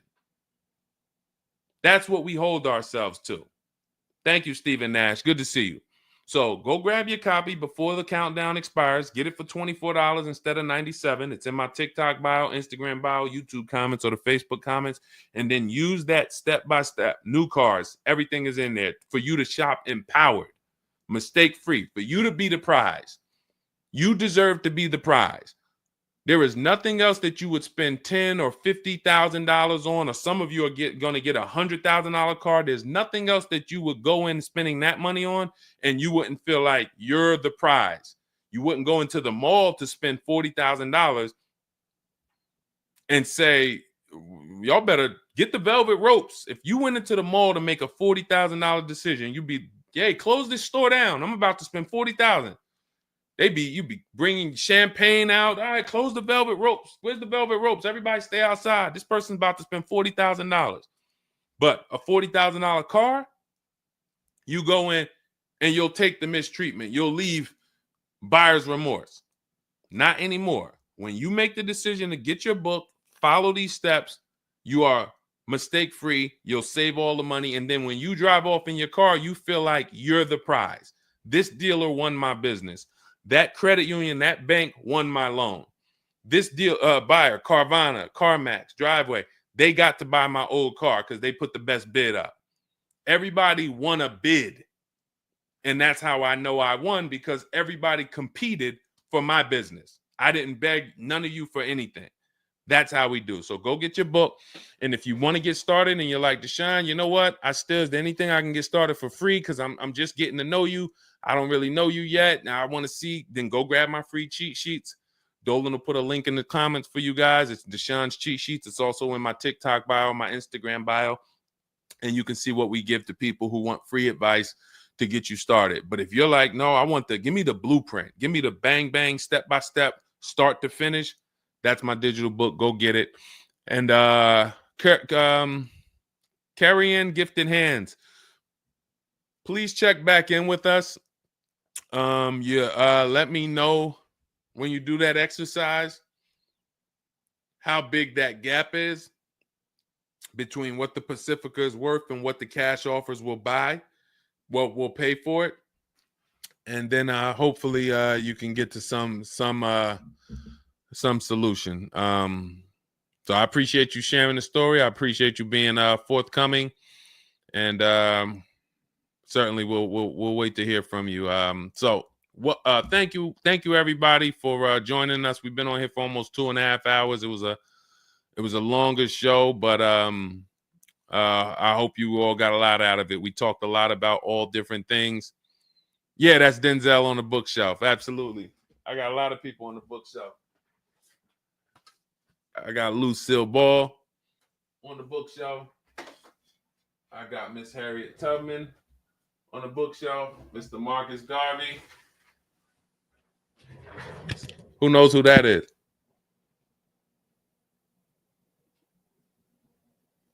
That's the great one.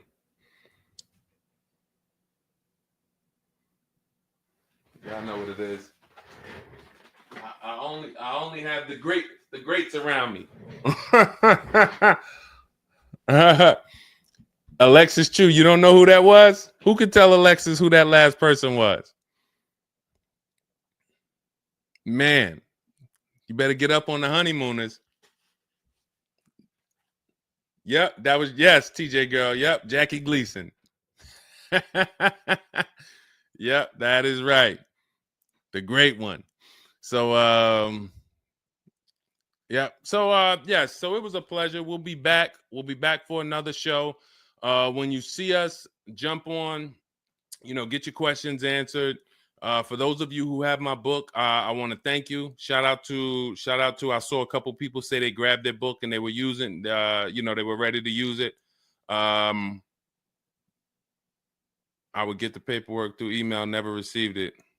I need your help. I bought 2 brand new cars. I was told I would get the paperwork by email, never received it. So call the dealership. Call it. You bought 2 brand new cars. You said you would get the paperwork by email. You never received it. Call the dealership and, hey, where's my paperwork? Ask for the finance manager. Where's my paperwork? That's what you do. All right. So all right, I'll let everybody go. I'm tired. I can't even get myself together. This is, I'm gonna jump off and we'll be back. We'll be back for another show. Make sure you get your book in my TikTok bio, Instagram bio, the comments, or the Facebook comments or the YouTube comments, and I'll see y'all on another show. All right. God bless you.